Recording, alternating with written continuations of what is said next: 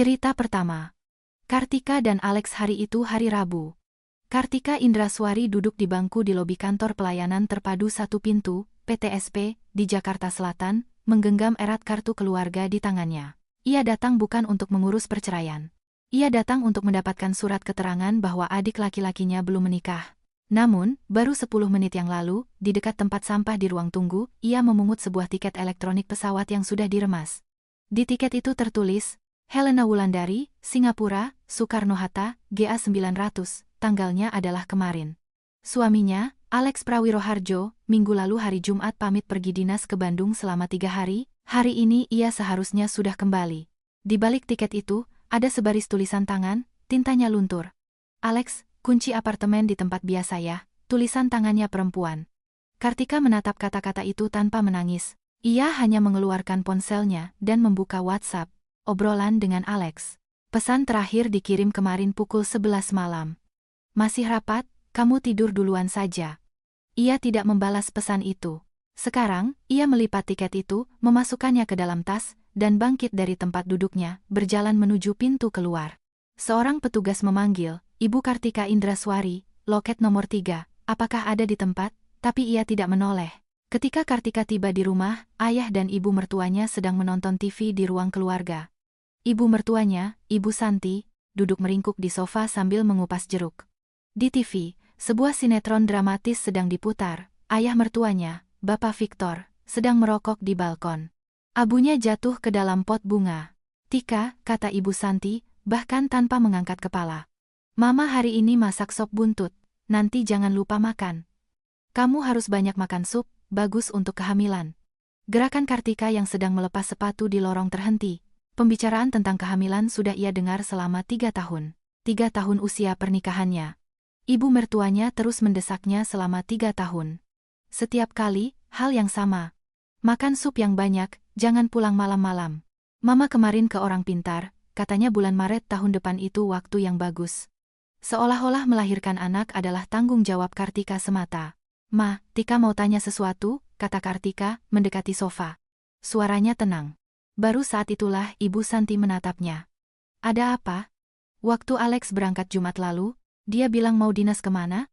Tangan Ibu Santi yang sedang mengupas jeruk terhenti, kayaknya ke Bandung. Kenapa? Dan dia bilang kapan akan kembali? Katanya hari ini siang sudah mendarat. Mau makan malam di rumah. Ibu Santi mengerutkan kening. Kamu sekarang jadi mengawasi suami lewat kami? Kartika tidak menjawab. Ia melirik ke arah dapur. Di atas kompor gas, sop buntut mendidih di atas api kecil. Ayah dan ibu mertuanya sudah tinggal di sini selama 3 tahun. 3 tahun lalu, ketika mereka menikah, Alex berkata, orang tua papa mama kan sudah sepuh. Biarkan mereka tinggal bersama kita sebentar. 3 bulan berubah menjadi 3 tahun. Selama 3 tahun itu, kamar tidurnya yang dulu menjadi gudang bagi mertuanya. Ruang kerjanya menjadi tempat ayah mertuanya bermain catur, dan dapurnya harus sesuai dengan selera ibu mertuanya. Suatu kali, ia pernah menyinggung soal keinginan untuk tinggal terpisah. Jawaban Alex adalah, kamu nggak suka masakan mama?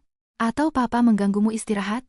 Malam itu ia tidak berkata apa-apa lagi, karena ia tiba-tiba sadar bahwa di rumah ini, apapun yang ia katakan, ia akan selalu salah.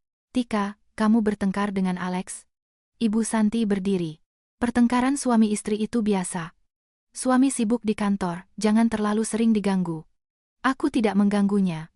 Baguslah. Ibu Santi menepuk bahunya. Cuci muka sana, sebentar lagi kita makan malam. Oh ya. Surat keterangan untuk adikmu sudah dapat? Kartika tidak menjawab. Ia masuk ke kamar tidur dan menutup pintu. Kemudian, ia membuka lemari pakaian dan mulai mengobrak-abrik rak paling bawah. Di sana ada sebuah kotak logam tempat ia menyimpan barang-barang dari pernikahannya dengan Alex, buku nikah, undangan, menu dari resepsi, dan satu foto. Di foto itu, Alex berdiri di bawah Marina Bay Sands, memeluk seorang wanita yang sedang tertawa. Itu adalah cinta pertamanya, Helena Wulandari. Kartika mengenal wanita itu. Seminggu sebelum pernikahan, ponsel Alex berdering. Ia melirik sekilas. Pengirim. Helena. Pesannya hanya satu baris, Alex, semoga kamu bahagia. Ia bertanya pada Alex siapa itu. Alex menjawab bahwa itu teman lama. Ia tidak mengucapkan sepatah kata pun lagi. Keheningan itu lebih mengkhawatirkan daripada penyangkalan. Tapi Kartika saat itu tidak membuat keributan. Undangan sudah disebar, uang muka restoran sudah dibayar, dan orang tua dari kedua belah pihak sudah saling mengenal. Ia terus berkata pada dirinya sendiri, siapa yang tidak punya masa lalu? Sekarang, ia meletakkan foto itu dan tiket pesawat tadi berdampingan. Singapura, Marina Bay Sands, GA900, Helena Wulandari. Ketika kepingan-kepingan ini membentuk satu gambaran utuh, ia tiba-tiba tertawa terbahak-bahak. Jadi, setiap kali Alex bilang pergi dinas, ia terbang ke Singapura. Setiap kali ia bilang ada rapat, ia sedang bersama wanita itu. Pernikahannya, yang ia yakini dari awal hingga akhir, ternyata hanyalah sebuah lelucon. Ponselnya bergetar. Pesan dari Alex. Sudah mendarat. Mau makan malam apa? Nanti ku beli di jalan. Kartika menatap layar. Ia ingin bertanya, beli di Bandung atau di Singapura? Tapi ia tidak mengirimnya. Ia hanya menjawab dengan satu kata. Iya. Ia bangkit dan membuka pintu kamar tidur. Di ruang keluarga, Ibu Santi sedang menata meja makan, dan Bapak Victor masuk dari balkon dengan sebatang rokok di bibirnya. Papa, Mama, kata Kartika, berdiri di ambang pintu ruang makan. Setelah makan malam, ada yang ingin aku sampaikan. Ada apa? Tanya Ibu Santi. Akan kusampaikan setelah makan malam. Ia tidak ingin merusak selera makan mereka, meskipun apa yang akan ia lakukan jauh lebih buruk daripada merusak makan malam. Suasana di meja makan hening. Sop buntutnya kaya rasa dan kental. Ibu Santi memang pandai memasak, hal itu diakui Kartika. Tika, makan yang banyak. Ibu Santi meletakkan sepotong daging ke piringnya. Kurus sekali kamu. Nanti bagaimana mau mengandung anak? Kartika tidak menjawab. Setelah makan beberapa sendok, ia meletakkan alat makannya. Aku sudah kenyang. Cuma segitu? Ibu Santi mengerutkan kening. Ma, kan sudah kubilang, setelah makan malam aku mau mengatakan sesuatu. Ibu Santi dan Bapak Victor saling berpandangan. Katakanlah. Tolong, tinggalkan rumah ini malam ini juga. Sendok jatuh dari tangan Ibu Santi. Bapak Victor membeku. Apa? Suara Ibu Santi meninggi. Tolong, tinggalkan rumah ini malam ini juga, ulang Kartika dengan tenang. Barang-barang kalian akan kubantu kemas, taksi juga akan kupesankan. Kartika Indraswari. Ibu Santi melompat berdiri. Apa yang kamu katakan? Ini rumah anakku. Di sertifikat hak milik, nama yang tercantum adalah namaku. Ibu Santi kehilangan kata-kata.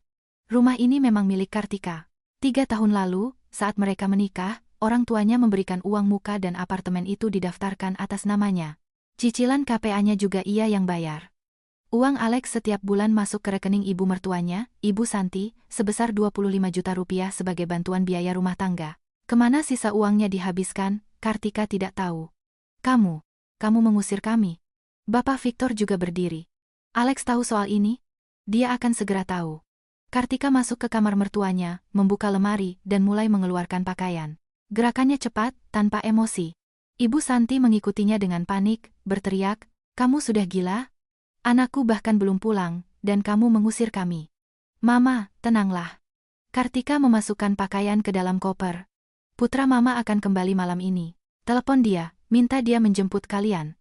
Atau kalian bisa naik taksi menemuinya." Kartika menutup resleting koper dan menyeretnya ke pintu. Kembali lagi, ia mengambil asbak dan cangkir-cangkir Bapak Victor dan melemparkannya ke dalam koper juga. Seluruh proses itu memakan waktu kurang dari 10 menit. Ibu Santi berdiri di dekat pintu, seluruh tubuhnya gemetar karena marah. Bapak Victor mengeluarkan ponsel, tetapi tangannya gemetar. "Tunggu, aku akan telepon Alex sekarang." Kartika tidak menghalangi. Sambil bersandar di kusen pintu, ia menyaksikan ayah mertuanya menekan nomor. Setelah 3 kali nada sambung, seseorang di seberang sana menjawab. "Alex." Suara Bapak Victor keras. "Apa yang kamu perbuat sampai istrimu mengusir kami dari rumah?" Di seberang sana, hening selama beberapa detik. Kemudian terdengar suara Alex, "Papa, berikan teleponnya padanya." Bapak Victor menyerahkan ponsel itu pada Kartika. Kartika mengambilnya dan menempelkannya ke telinga. "Tika, ada apa?" Suara Alex tenang, dengan sedikit nada lelah. "Apapun yang terjadi, kita bicarakan saat aku pulang. Jangan seperti ini." "Lalu harus seperti apa?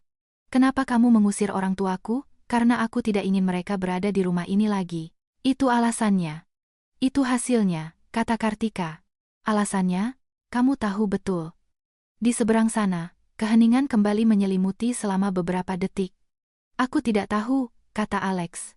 Berikan teleponnya pada papa, aku akan bicara padanya. Kartika mengembalikan ponsel itu.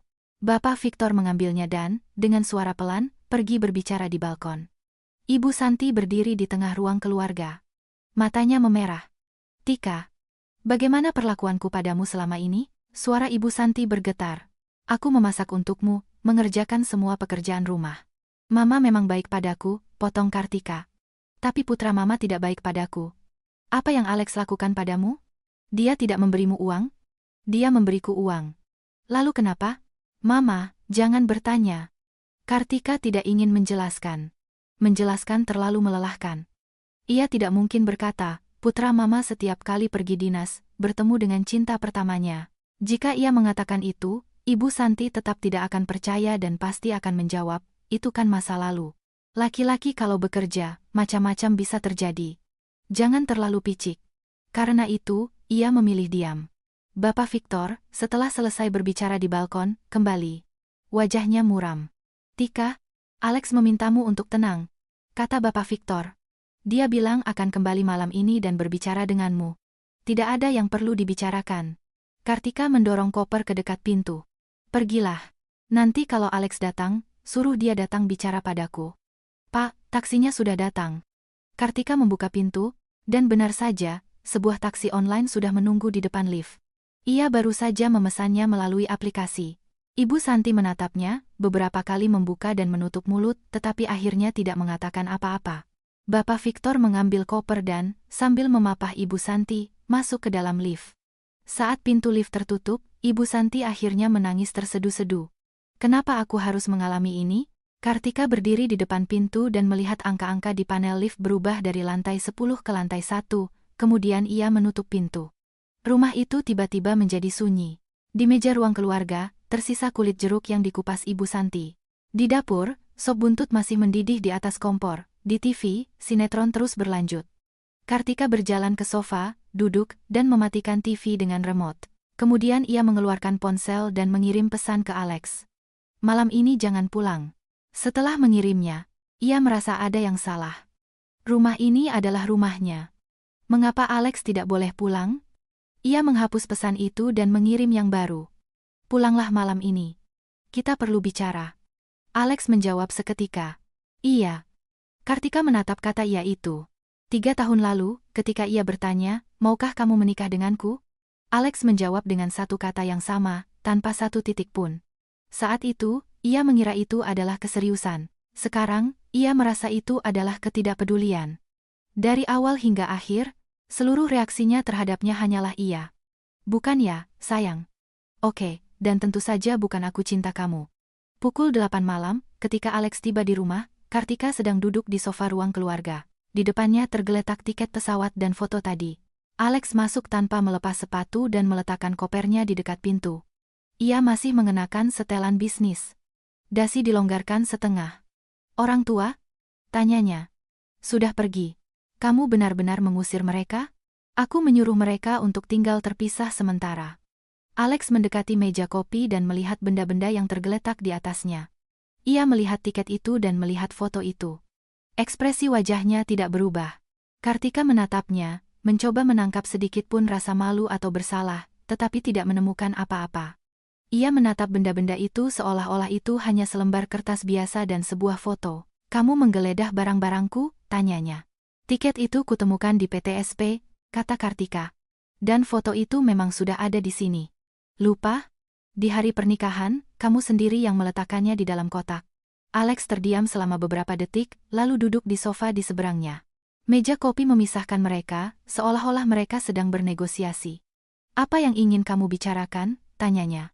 Jumat lalu kamu pergi kemana? Ke Bandung. Penerbangan GA900 bukan ke Bandung. Alex diam. GA900, Singapura, Jakarta, baca Kartika, kemarin. Berapa hari kamu di Singapura? 3 hari. Dengan siapa? Dengan rekan kerja. Helena Wulandari rekan kerjamu? Alis Alex akhirnya bertaut. Kamu menguntitnya? Aku tidak menguntitnya. Suara Kartika ringan. Aku menguntit suamiku. Aku tidak ada hubungan apa-apa dengannya. Tidak ada apa-apa, tapi kamu membohongiku dan terbang ke Singapura. Aku takut kamu akan salah paham kalau aku bilang. Kartika tertawa. Benar-benar tertawa. Tawa itu akhirnya mengubah ekspresi wajah Alex. Ia membuang muka ke arah jendela. Tika, Helena dan aku teman seangkatan. Dia pindah ke Prancis dan sekarang dia punya permintaan padaku. Permintaan apa? Pribadi. Pribadi seperti apa? Kartika Indraswari. Alex menyebut nama lengkapnya. Suaranya menjadi lebih rendah. Tolong, hentikan. Apa yang kulakukan? Kamu suka melakukan interogasi ini? Suka. Kata Kartika. Sangat suka. Selama 3 tahun menikah, ini pertama kalinya aku merasa berbicara denganmu begitu menarik. Alex berdiri, berjalan ke jendela dan membelakanginya. Aku tidak ingin bertengkar denganmu, katanya. Soal orang tua, suruh mereka kembali. Sisanya kita bicarakan berdua. Mereka tidak akan kembali lagi. Tika. Alex Prawiroharjo, dengarkan baik-baik, Kartika berdiri. Suaranya tidak keras, tetapi setiap kata terdengar jelas. Mulai hari ini, di rumah ini hanya akan ada aku yang tinggal. Baik orang tuamu, maupun kamu, tidak akan kembali ke sini. Alex berbalik dan menatapnya. Kamu mau cerai? Menurutmu kita masih bisa terus hidup bersama? Kenapa tidak? Balas Alex. Hanya karena aku bertemu dengan Helena? Karena aku tidak memberitahumu? Kamu menganggap itu hal sepele? Aku tidak bilang itu sepele, tapi itu bukan alasan untuk bercerai. Kartika menatapnya. Tiba-tiba rasa lelah yang luar biasa menyergapnya. Bukan lelah fisik, melainkan kelelahan yang meresap hingga ke tulang. 3 tahun lalu, saat menikah, ia berpikir ia menikah karena cinta. Sekarang ia melihat bahwa ia menikah dengan sebuah kepura-puraan yang dijaga dengan cermat. Alex, dengan sopan, mencari nafkah. Dengan sopan, pulang ke rumah. Dengan sopan, hidup bersamanya. Tetapi tidak pernah sekalipun, dengan sopan, mencintainya. Alex, boleh aku bertanya satu hal? Tanyakan saja. Kenapa kamu menikahiku? Alex tidak menjawab. Sambil berdiri di dekat jendela, ia merogoh sakunya. Sepertinya mencari rokok, tetapi tidak jadi mengeluarkannya. Karena kamu cocok, katanya. Kartika mengangguk. Inilah yang ia harapkan. Aku punya pekerjaan stabil, keluarga baik-baik, karakter tenang, dan tidak akan membuat keributan, lanjutnya untuk Alex. Dan yang terpenting, aku tidak ikut campur urusan ponselmu, tidak bertanya tentang masa lalumu, dan memberimu kebebasan yang cukup. Tika. Dan aku memberimu semua itu, potongnya. Selama 3 tahun, aku tidak pernah sekalipun melihat ponselmu, tidak pernah bertanya tentang Helena Wulandari. Jika kamu bilang pergi dinas, aku percaya. Dan kamu? Apa yang kamu berikan padaku? Alex diam. Kamu memberiku ibu mertua yang setiap hari mendesakku untuk punya anak, dan ayah mertua yang merokok di rumah dan bermain catur. Dan seorang suami yang selalu sedang rapat. Suara Kartika akhirnya sedikit bergetar. Kamu memberiku apartemen atas namaku, tapi tidak satu hari pun kehidupan pernikahan yang sesungguhnya. Ruang keluarga hening. Angin di luar jendela menggoyangkan tiket di atas meja. Alex berdiri lama. Akhirnya, ia mengucapkan satu kata. Maaf. Kartika menggelengkan kepala. Tidak perlu minta maaf, katanya. Maaf adalah kata yang paling tidak berguna di dunia. Itu tidak mengubah apa-apa. Lalu apa yang kamu mau?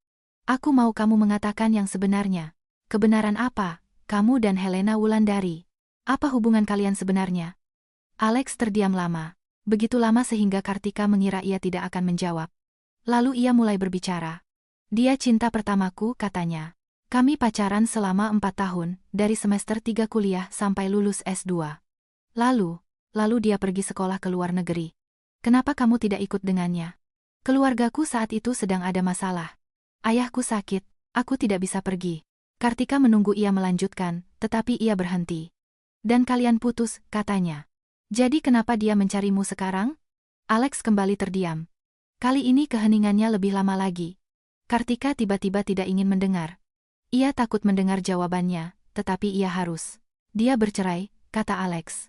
Ingin kembali ke Indonesia, bekerja. Dia memintaku membantu mencarikan informasi.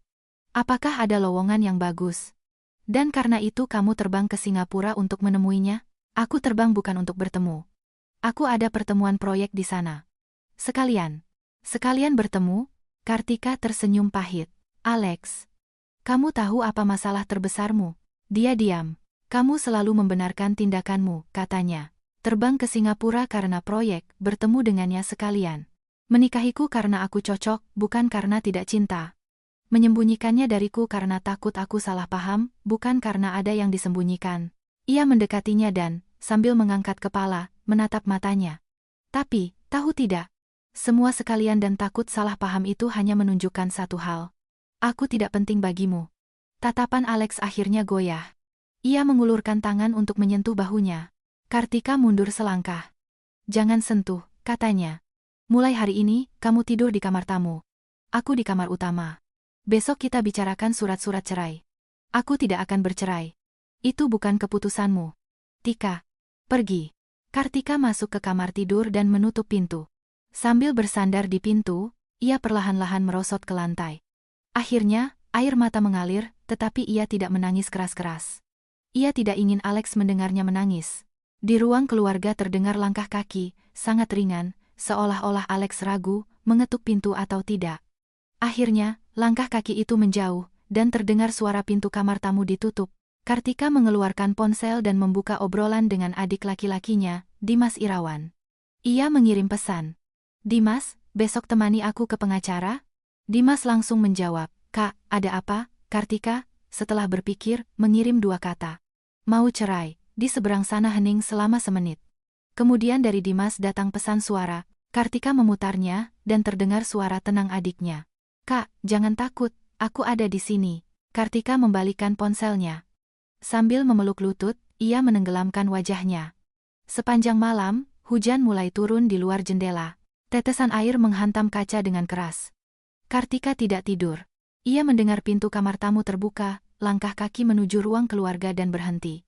Mungkin Alex sedang berdiri di dekat jendela, menatap hujan.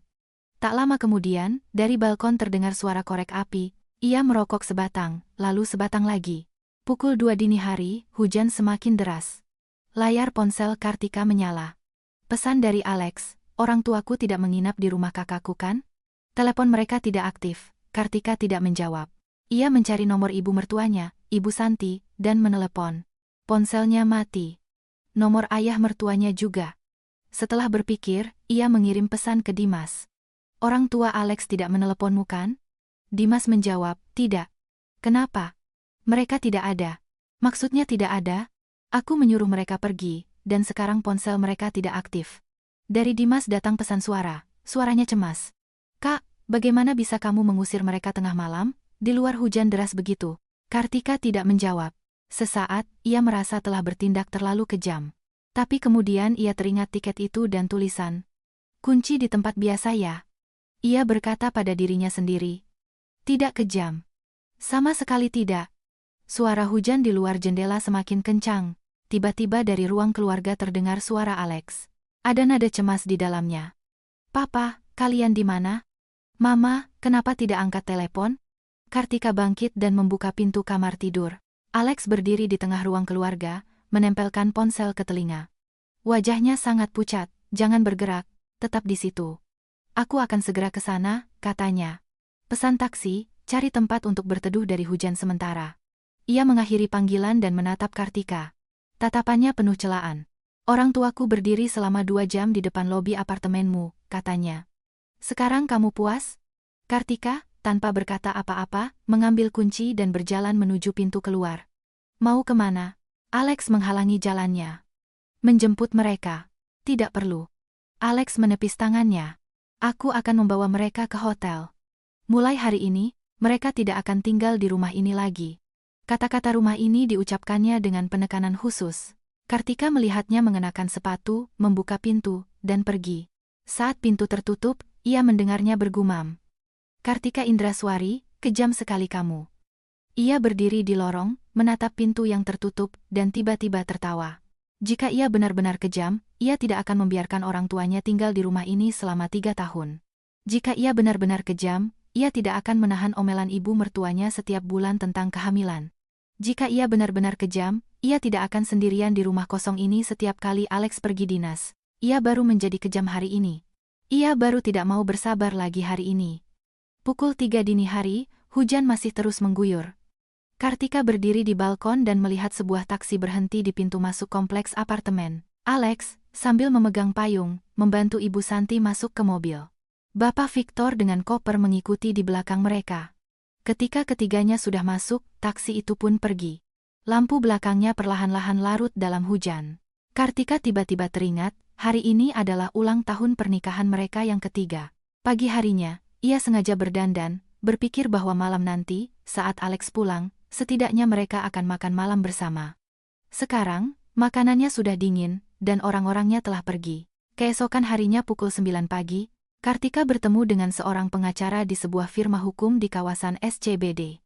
Pengacara itu bernama Bagas. Ia direkomendasikan oleh Dimas. Usianya sekitar 30-an. Ia mengenakan kacamata berbingkai emas, berbicara cepat, tetapi lugas. Mbak Kartika, Dimas sudah menjelaskan situasinya kepada saya. Bagas membuka buku catatannya. Anda ingin bercerai, benar? Benar. Alasannya, perbedaan yang tidak dapat didamaikan dan hilangnya kepercayaan. Bisa diperjelas? Kartika meletakkan tiket pesawat dan foto di atas meja. Bagas meliriknya, tetapi tidak menanyakan detail lebih lanjut. Ada tuntutan pembagian harta. Apartemen atas nama saya, jadi itu milik saya, kata Kartika. Mobil miliknya, dia bisa mengambilnya. Tabungan kita bagi dua. Tidak ada tuntutan lain? Tidak. Yakin? Ya. Bagas memperbaiki kacamatanya. Mbak Kartika, jujur saja, jika Anda ingin bercerai hanya karena alasan ini, itu bisa, tetapi untuk mendapatkan kompensasi tambahan akan sulit. Menurut hukum, bertemu dengan cinta pertama bukanlah perselingkuhan, dan perjalanan ke Singapura tanpa sepengetahuan istri juga sulit dianggap sebagai perilaku yang salah. Saya tahu, dan Anda tetap bersikeras untuk bercerai? Ya. Bagas menatapnya selama beberapa detik, lalu mengangguk. Baiklah. Kalau begitu saya akan siapkan surat kesepakatan perceraian. Suami Anda tinggal menandatanganinya, dan jika dia tidak mau, maka kita harus mengajukan gugatan ke pengadilan, kata Bagas. Jika kalian hidup terpisah selama beberapa waktu, pengadilan akan memutuskan perceraian. Beberapa waktu. Kartika menunduk. Itu terlalu lama. Ia tidak ingin menunggu sehari pun. Apa ada cara yang lebih cepat, tanyanya. Cari bukti kesalahannya, kata Bagas. Bukan sekadar bertemu cinta pertama, tapi bukti hidup bersama, transaksi keuangan, korespondensi dengan pengakuan cinta. Itu tidak ada. Kalau begitu harus menunggu. Kartika terdiam. Bagas menatapnya, tiba-tiba menambahkan, Mbak Kartika, izinkan saya mengatakan satu hal lagi. Dalam pernikahan, hal yang paling buruk bukanlah perselingkuhan, tetapi mengulur-ulur waktu. Anda akan merasa berat untuk bersabar, sementara dia bisa. Jadi, pikirkan baik-baik. Anda butuh kecepatan atau keadilan? Saya butuh kebebasan. Kalau begitu kecepatan, kata Bagas, surat kesepakatan akan saya siapkan besok. Suruh dia menandatanganinya. Jika tidak, pindah dari rumah dan mulailah hitungan pisah ranjang, Kartika mengangguk. Keluar dari firma hukum, ia menerima pesan dari Alex, orang tuaku di hotel. Kapan kamu ada waktu? Kita perlu bicara. Ia menjawab. Malam ini jam 8 di rumah. Setelah mengirim pesan, ia mampir ke supermarket, membeli bahan makanan, anggur, dan 2 set peralatan makan baru. Ia tidak mengerti apa yang sedang ia lakukan. Berniat untuk bercerai, tetapi ia menyiapkan makan malam terakhir. Mungkin, ia ingin berbicara dengan baik untuk terakhir kalinya. Bukan interogasi, bukan pertengkaran, tetapi perpisahan yang layak. Pukul 7:30 malam, Kartika sedang memasak makan malam, 3 hidangan dan 1 sup. Makanan kesukaan Alex. Semur daging, tumis bayam, dan sup telur. Ia menata meja, menuangkan 2 gelas anggur, dan duduk menunggu. Tepat pukul 8, bel pintu berbunyi. Kartika membuka. Di ambang pintu berdiri Alex. Ia mengenakan pakaian bersih, rambutnya masih lembab. Sepertinya semalam ia kehujanan dan hampir tidak tidur. Ada lingkaran hitam di bawah matanya. Masuklah. Kartika menyingkir, mempersilakannya masuk. Alex melepas sepatunya dan berjalan ke ruang makan. Melihat makanan di atas meja, ia tertegun sejenak. Kamu yang masak? Ia duduk di meja, melihat makanan, tetapi tidak menyentuh alat makan. Kartika juga duduk dan mengambil gelas anggurnya. Minum? Tanyanya. Alex menatapnya, lalu mengambil gelasnya, dan mereka berdenting pelan. Keduanya meneguk sedikit dan diam. Ruang keluarga sunyi, hanya terdengar detak jarum detik jam dinding. Tika, Alex memulai, aku ingin minta maaf soal kemarin. Untuk apa tepatnya? Karena menyembunyikan perjalananku ke Singapura dan karena meninggalkanmu sendirian menghadapi orang tuaku. Kartika tidak menjawab.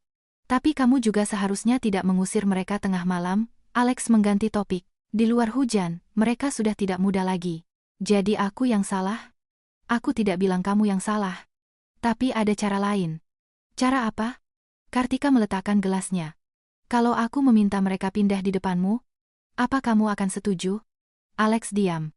Kamu tidak akan setuju, jawab Kartika untuknya. Kamu pasti akan bilang, mereka kan tinggal dengan baik. Kenapa harus pindah? Mau kemana mereka? Apa mereka mengganggumu? Begitu, kan? Ya. Begitu. Mereka menggangguku, kata Kartika. Aku terganggu karena mereka tinggal di rumah kita selama 3 tahun. Aku tidak suka ibumu setiap hari mendesakku soal anak, dan aku tidak suka ayahmu merokok di ruang kerja sampai gordennya menguning. Aku tidak suka rumah ini tidak pernah terasa seperti milikku. Alex meletakkan alat makannya. Tapi rumah ini milikmu. Rumahnya milikku, tapi keluarganya tidak ada, kata Kartika. Alex, kamu tahu bagaimana aku hidup 3 tahun ini? Setiap kali kamu pergi dinas, aku tidur sendirian di ranjang ini dan takut setiap ada suara berisik. Saat ibumu bilang masakanku keasinan, aku mengurangi garam. Saat ayahmu bilang jangan pulang kerja telat, aku berusaha pulang lebih awal. Aku membentuk diriku menjadi menantu teladan. Tapi pernahkah kamu sekali saja bertanya padaku, kamu bahagia? Alex menunduk. Aku bertanya pada diriku sendiri, lanjut Kartika. Setiap malam aku bertanya, Tika, kamu bahagia? Dan jawabannya selalu, biasa saja. Biasa saja artinya tidak sepenuhnya bahagia. Biasa saja artinya hanya bertahan. Kartika mengambil gelasnya dan menenggaknya sampai habis. Aku tidak mau bertahan lagi, katanya. Ayo kita bercerai. Alex mengangkat kepala dan menatapnya. Aku tidak mau. Kenapa? Karena aku masih ingin hidup denganmu. Dan apa yang ingin kamu lakukan denganku? Suara Kartika tiba-tiba menjadi lebih keras. Menjalani hari-hari yang biasa saja ini bersamaku? Kamu ingin aku terus menjadi tamengmu? Melindungimu dari ibumu, dari Helena Wulandari, dari semua hal yang tidak ingin kamu hadapi? Aku sudah menjelaskan soal Helena. Kamu tidak menjelaskan apapun dengan benar. Apalagi yang ingin kamu tahu? Aku ingin tahu, Kartika menatapnya tajam. Jika aku tidak menemukan tiket itu, berapa lama lagi kamu akan membohongiku? Alex diam. Seumur hidup, kan? Kata Kartika. Setiap kali akan bilang pergi ke Bandung, padahal terbang ke Singapura. Setiap kali bilang ada rapat, padahal bersama Helena Wulandari.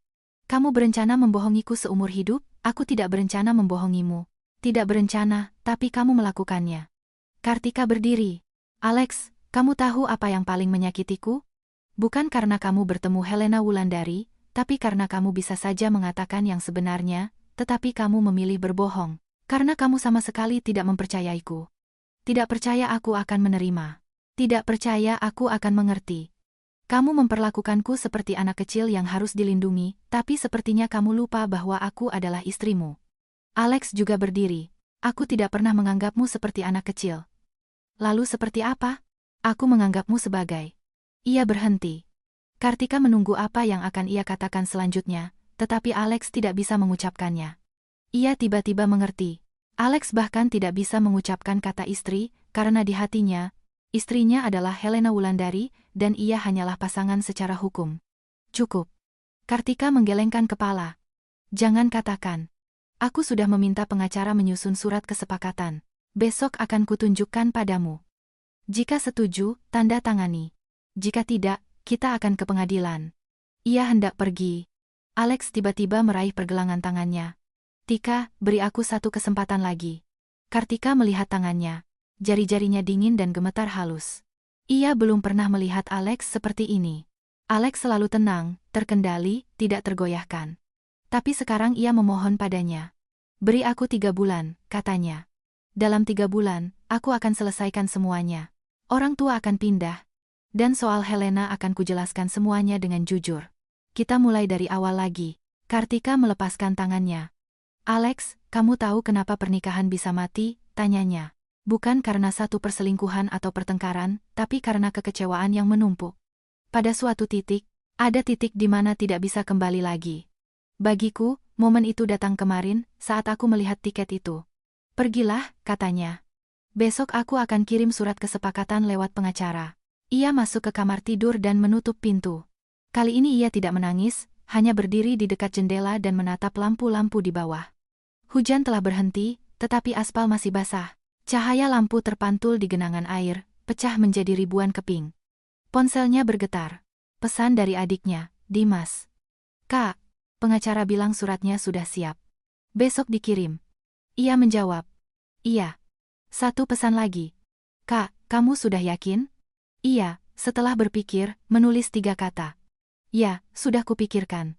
Begitu ia meletakkan ponsel, dari ruang keluarga terdengar suara pintu ditutup. Alex telah pergi. Ia membuka pintu kamar tidur dan mendekati meja. Makanannya hampir tidak tersentuh, anggur diminum setengah. Ia duduk dan mengambil garpu yang digunakan Alex, mengambil sepotong semur daging. Dagingnya sudah dingin dan sedikit berlemak. Setelah mengunyah beberapa kali, ia tidak bisa menelannya dan membuangnya ke serbet. Lalu ia membuang semua makanan dari meja ke tempat sampah. Piring dan alat makan diletakkan di wastafel, anggur dibuang. Setelah melakukan semua itu, ia berdiri di dapur dan menatap kompor yang kosong. Tiba-tiba ia merasakan kelegaan yang luar biasa, seolah-olah sesuatu yang telah lama menekan dadanya akhirnya hilang. Ia bisa bernapas. Keesokan harinya setelah makan siang, Bagas mengirimkan surat kesepakatan perceraian ke ponsel Kartika. Ia meneruskannya ke Alex, menambahkan 1 kalimat, baca, kalau tidak ada masalah, tanda tangani. Alex tidak menjawab. Setelah menunggu 2 jam, ia mengirim pesan lagi. Tidak perlu dijawab, suratnya akan kukirim lewat kurir ke kantormu. Kali ini jawaban datang. Aku di bawah kantormu. Turunlah, kita bicara. Kartika mendekati jendela dan melihat ke bawah. Mobil Alex terparkir di pinggir jalan. Alex sendiri, bersandar di pintu mobil, sedang merokok. Ia ragu selama beberapa detik, lalu turun. Sudah lihat suratnya? Alex mematikan rokoknya. Apartemen milikmu. Tabungan dibagi 2. Mobil milikku. Rapi sekali kamu merincinya, tapi aku tidak setuju. Alasannya, kan sudah kubilang. Beri aku 1 kesempatan lagi. Kartika menatapnya. Matahari sore itu cerah, ia menyipitkan mata. Tidak ada ekspresi di wajah Alex, tetapi ia mengetuk-ngetukkan jarinya di jahitan celananya. Kebiasaannya saat gugup. Alex, aku sudah memberimu kesempatan, katanya. 3 tahun, lebih dari 1000 hari. Setiap hari kamu punya kesempatan, tapi kamu memilih diam. Aku salah pilih. Ya, salah, kata Kartika. Tapi kesalahan harus dibayar. Kamu bukan anak kecil. Dengan mengatakan aku salah, tidak bisa berpura-pura tidak terjadi apa-apa. Alex diam selama beberapa detik. Lalu apa yang kamu mau? Aku berlutut memohon? Aku tidak memintamu memohon, kata Kartika. Aku hanya memintamu menandatangani. Aku tidak akan tanda tangan. Kalau begitu kita ke pengadilan. Bahkan jika kamu menggugat, aku tidak akan setuju. Suara Alex menjadi lebih rendah. Kartika, dengarkan baik-baik. Aku tidak mau bercerai bukan karena aku butuh istri sah, tapi karena aku masih menyukaimu. Kartika tertegun. Selama 3 tahun, ini pertama kalinya Alex mengatakan bahwa ia menyukainya. Bukan cocok, bukan biasa saja. Tapi kata-kata itu terdengar terlalu terlambat. Apa yang kamu suka dariku? Tanyanya. Alex membuka mulut, tetapi langsung menutupnya kembali. Lihat, Kartika tersenyum sinis. Kamu bahkan tidak bisa mengatakan apa yang kamu suka dariku, karena kamu tidak pernah benar-benar memikirkannya. Kamu hanya tidak ingin kehilangan kehidupan yang stabil. Takut setelah bercerai tidak ada yang mengurus ibumu, tidak ada yang menjaga rumah ini, tidak ada yang menunggumu saat kamu pulang dari dinas. Bukan. Lalu apa? Alex menatapnya. Tatapannya rumit. Setiap kali aku bangun pagi dan melihatmu di sampingku, hari itu tidak terasa begitu berat. Jantung Kartika berdebar. Dari semua yang ia katakan, ini yang paling mendekati pengakuan cinta. Tapi kemudian pikiran lain datang. Dan Helena Wulandari, tanyanya. Setiap pagi kamu bangun dan aku di sampingmu, tapi di ponselmu ada pesannya, dan di tiketmu ada alamatnya. Tidakkah kamu merasa itu kontradiktif? Alex membuang muka. Kan sudah kubilang, aku tidak ada apa-apa dengannya, lanjut Kartika. Kamu bilang begitu, tapi tidak ada apa-apa itu lebih menyakitiku daripada jika ada apa-apa. Karena ada apa-apa berarti kamu masih punya perasaan, sedangkan tidak ada apa-apa berarti kamu hanya menghabiskan waktu. Aku tidak pernah menganggapmu sebagai cara untuk menghabiskan waktu. Kalau begitu katakan, saat kamu terbang ke Singapura dan menginap di rumahnya, apa yang kalian bicarakan? Ekspresi wajah Alex berubah. Dari mana kamu tahu aku menginap di sana? Di balik tiket tertulis, kunci di tempat biasa ya, kata Kartika. Kamu pikir aku bodoh? Alex diam. Kali ini keheningannya sangat lama. Kartika mengira ia akan pergi begitu saja, tetapi ia tidak pergi. Sambil bersandar di mobil, ia merokok sebatang lagi. Dia bercerai. Kondisinya sangat buruk, akhirnya ia berbicara. Aku pergi menemuinya karena dia pernah sangat membantuku. Dulu di universitas, saat keluarga kami kesulitan keuangan, dia meminjamkanku uang untuk kuliah. Hutang itu harus dibayar. Hutang bisa dibayar, kata Kartika, tapi tidak harus menyembunyikannya dariku. Aku takut kamu akan salah paham. Kamu selalu bilang begitu, Kartika tersenyum pahit. Tapi pernahkah kamu berpikir, semakin kamu menyembunyikan, semakin aku salah paham? Alex merokok dan diam. Alex, pertanyaan terakhir, kata Kartika. Jawab dengan jujur, tanyakan saja. Apakah kamu masih punya perasaan pada Helena Wulandari? Tangan Alex yang memegang rokok membeku. Itu saja sudah cukup bagi Kartika untuk mengetahui jawabannya. Tidak perlu dijawab. Ia hendak pergi. Tika. Ia berhenti, tetapi tidak menoleh. Masih ada, terdengar suara Alex di belakangnya. Tapi itu bukan perasaan seperti yang kamu pikirkan. Perasaan apa? Rasa bersalah? Kartika memejamkan mata. Kata rasa bersalah lebih berat daripada cinta, karena cinta bisa berlalu, tetapi rasa bersalah tidak. Rasa bersalah membuat seseorang seumur hidup tidak melupakan orang lain. Rasa bersalah membuat seseorang setiap kali melihat penderitaan orang lain, langsung datang membantu. Rasa bersalah dalam pernikahan selamanya menempatkan salah satu pasangan di posisi kedua. Alex, tahu tidak? Kartika berbalik dan menatapnya. Jika aku adalah Helena Wulandari, aku akan menganggapmu orang yang baik, setia, menghargai masa lalu. Tapi aku bukan Helena Wulandari. Aku istrimu, dan karena itu aku menganggapmu brengsek. Alex mematikan rokoknya dan mendekat, berdiri tepat di depannya, sangat dekat sehingga ia bisa mencium bau tembakau dan parfumnya. Tika, beri aku 3 bulan, katanya. Dalam 3 bulan, aku akan selesaikan urusanku dengan Helena, dan kita akan mulai dari awal lagi. Bagaimana caramu akan menyelesaikannya? Aku akan bilang terus terang padanya agar tidak menelepon lagi. Kamu bisa? Bisa. Kartika menatapnya. Tiba-tiba sebuah pikiran datang. Saat terakhir kamu ke Singapura, dia ada di mana? Di apartemennya. Dan kamu tidur di mana? Di kamar tamu, di rumahnya. Kartika menarik napas dalam-dalam. Alex, menurutmu normal seorang pria yang sudah menikah menginap di rumah cinta pertamanya? Aku tidak berpikir sedalam itu saat itu. Kamu tidak pernah berpikir dalam, kata Kartika, karena kamu sama sekali tidak peduli apa yang akan kupikirkan. Ia berbalik dan berjalan pergi. Kali ini ia tidak menoleh ke belakang. Di belakangnya terdengar suara Alex, Tika, aku akan membuktikannya padamu.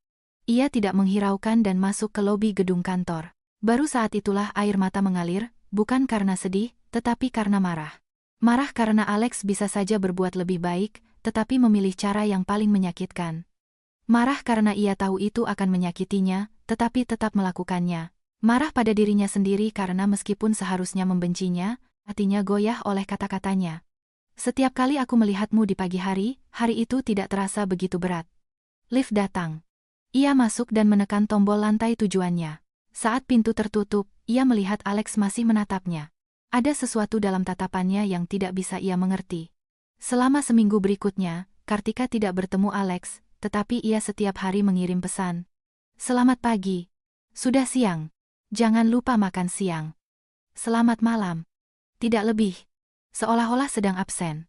Kartika tidak pernah membalas, tetapi ia membaca semua pesannya. Jumat malam, adiknya Dimas datang untuk makan malam. Kartika memasak beberapa hidangan. Mereka duduk di meja saling berhadapan. Kak, kamu benar-benar mau cerai? Tanya Dimas. Ya. Dan Kak Alex? Dia tidak setuju. Lalu apa rencanamu? Menggugat ke pengadilan. Dimas mengambil sepotong ikan dan mengunyahnya perlahan. Kak, jujur saja. Katakan, Kak Alex sebenarnya bukan orang jahat. Kartika meletakkan garpunya. Tapi dia bukan orang yang baik untukmu, lanjut Dimas. Dia melihatmu sebagai istri, tapi bukan sebagai orang yang dicintai. Itu dua hal yang berbeda. Kartika menatap adiknya. Dimas 3 tahun lebih muda, tetapi terkadang terasa jauh lebih bijaksana. Sejak kapan kamu jadi dewasa begini? Tanyanya. Selama 3 tahun mengamati kalian, aku mengerti, Dimas tersenyum pahit. Kak, Tahu tidak apa masalah terbesar kalian? Bukan Helena Wulandari dan bukan orang tuanya, tapi kalian tidak pernah bertengkar. Memangnya tidak bertengkar itu buruk? Tidak bertengkar berarti tidak mau menyelesaikan masalah, kata Dimas. Setiap kali ada masalah, kamu bersabar, dan Kak Alex menghindar. Dan ketika kesabaranmu habis dan dia tidak bisa menghindar lagi, semuanya meledak. Seperti saat kamu mengusir orang tuanya. Kartika terdiam. Adiknya benar. Ia memang selalu bersabar. Hanya saja kemarin ia akhirnya berhenti. Kak, aku tidak melarangmu bercerai, kata Dimas. Bercerai atau tidak, kamu harus mengeluarkan semua unek-unekmu. Bukan bertengkar dengannya, tapi katakan semua yang kamu pikirkan. Hanya dengan begitu kamu bisa benar-benar mengakhirinya tanpa penyesalan. Kartika mengangguk. Setelah makan malam, Dimas pulang. Kartika sendirian mencuci piring, membersihkan kompor, menyapu lantai. Setelah selesai, ia duduk di sofa dan membuka ponsel. Pesan dari Alex datang tepat pukul 10 malam. Selamat malam. Ia menatap 2 kata itu lama, lalu mengetik 4 kata. Kita perlu bicara. Di seberang sana, jawaban datang seketika. Iya. Kapan? Besok jam 3. Di tempat biasa. Tempat biasa itu adalah sebuah kafe yang sering mereka kunjungi saat pacaran dulu, di sebuah gang yang tenang di Jakarta Selatan. Mereka sudah lebih dari setahun tidak ke sana. Keesokan harinya pukul 2:50, Kartika tiba. Alex sudah ada di sana. Ia duduk di dekat jendela. Di depannya ada 2 cangkir kopi. Satu americano miliknya, satu lagi latte milik Kartika. Ia masih ingat apa yang disukai Kartika. Kartika duduk. Kopi itu tidak disentuhnya. Alex, aku memanggilmu hari ini untuk memperjelas semuanya. Katakanlah. Pertama, aku bercerai bukan karena Helena Wulandari, tapi karena pernikahan kita memang bermasalah. Kamu tidak mencintaiku, dan sekarang aku juga tidak mencintaimu lagi. Kita hanya mempertahankan kepura-puraan. Alex membuka mulut untuk mengatakan sesuatu, tetapi Kartika menghentikannya dengan isyarat tangan. Kedua, aku tidak membencimu, kamu hanya melakukan apa yang hampir semua orang akan lakukan. Menikahi orang yang cocok sambil merindukan orang yang tidak cocok tetapi dicintai. Itu mungkin tidak bermoral, tapi tidak melanggar hukum. Ketiga, aku tidak akan menunggumu lagi. Apakah kamu akan menyelesaikan urusanmu dengan Helena Wulandari atau tidak?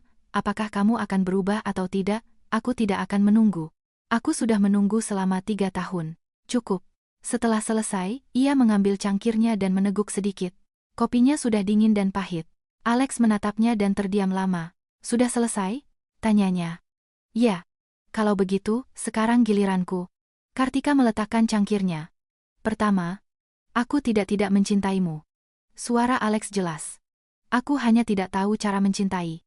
Selama beberapa tahun saat ayahku sakit, ibuku menangis setiap hari, dan aku terbagi antara rumah sakit dan pekerjaan. Aku tidak belajar cara merawat seseorang, aku hanya belajar untuk tidak merepotkan orang lain. Kedua, aku akui aku salah soal Helena, tapi aku tidak melakukan apapun yang membuatku harus malu di depanmu. Malam itu aku tidur di kamar tamu, dia di kamar tidur. Kami berbicara tentang perceraiannya, dan keinginannya untuk kembali ke Indonesia. Keesokan harinya aku langsung pergi. Ketiga, aku tidak mau bercerai bukan karena kebiasaan dan bukan karena kamu harus mengurus ibuku, tapi karena sepanjang hidupku, aku hanya merasa tenang saat kamu ada di sampingku. Ia berhenti dan menunduk. Aku tahu ini terdengar seperti pembenaran, tapi semua yang kukatakan itu benar. Kartika menatapnya.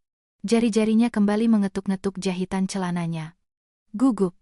Ia benar-benar gugup. Alex, aku percaya apa yang kamu katakan, ucap Kartika. Tapi percaya dan menerima itu hal yang berbeda. Kamu tidak bisa mencintai itu masalahmu, bukan masalahku. Kamu tidak melakukan hal yang memalukan itu benar, tapi kamu juga tidak melakukan apa-apa untukku. Kamu merasa tenang di sampingku, tapi kamu tidak bertanya apakah aku merasa tenang di sampingmu. Kamu tidak merasa tenang, menurutmu, balas Kartika. Suami yang selalu dinas.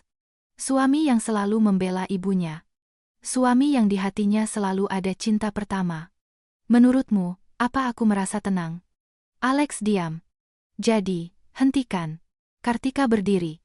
Tanda tangani suratnya. Mari kita berpisah baik-baik. Ia hendak pergi.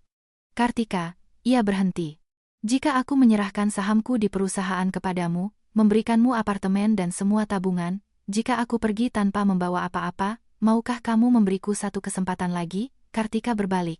Kamu sekarang sedang menawarku? Aku mencoba menunjukkan keseriusanku. Keseriusan tidak dibeli dengan uang, kata Kartika. Keseriusan itu adalah tidak membohongiku dari awal. Keseriusan itu adalah membelaku saat ibumu mendesak soal anak. Keseriusan itu adalah mengatakan padaku sebelum pergi ke Singapura, Tika, aku akan bertemu Helena, tapi aku tidak mencintainya. Ia menatap Alex. Kamu tidak melakukan satu pun dari itu. Dan sekarang, apa yang ingin kamu beli dengan saham dan apartemen? Menurutmu apa yang bisa dibeli? Alex berdiri. Lalu apa yang harus kulakukan? Tanda tangani.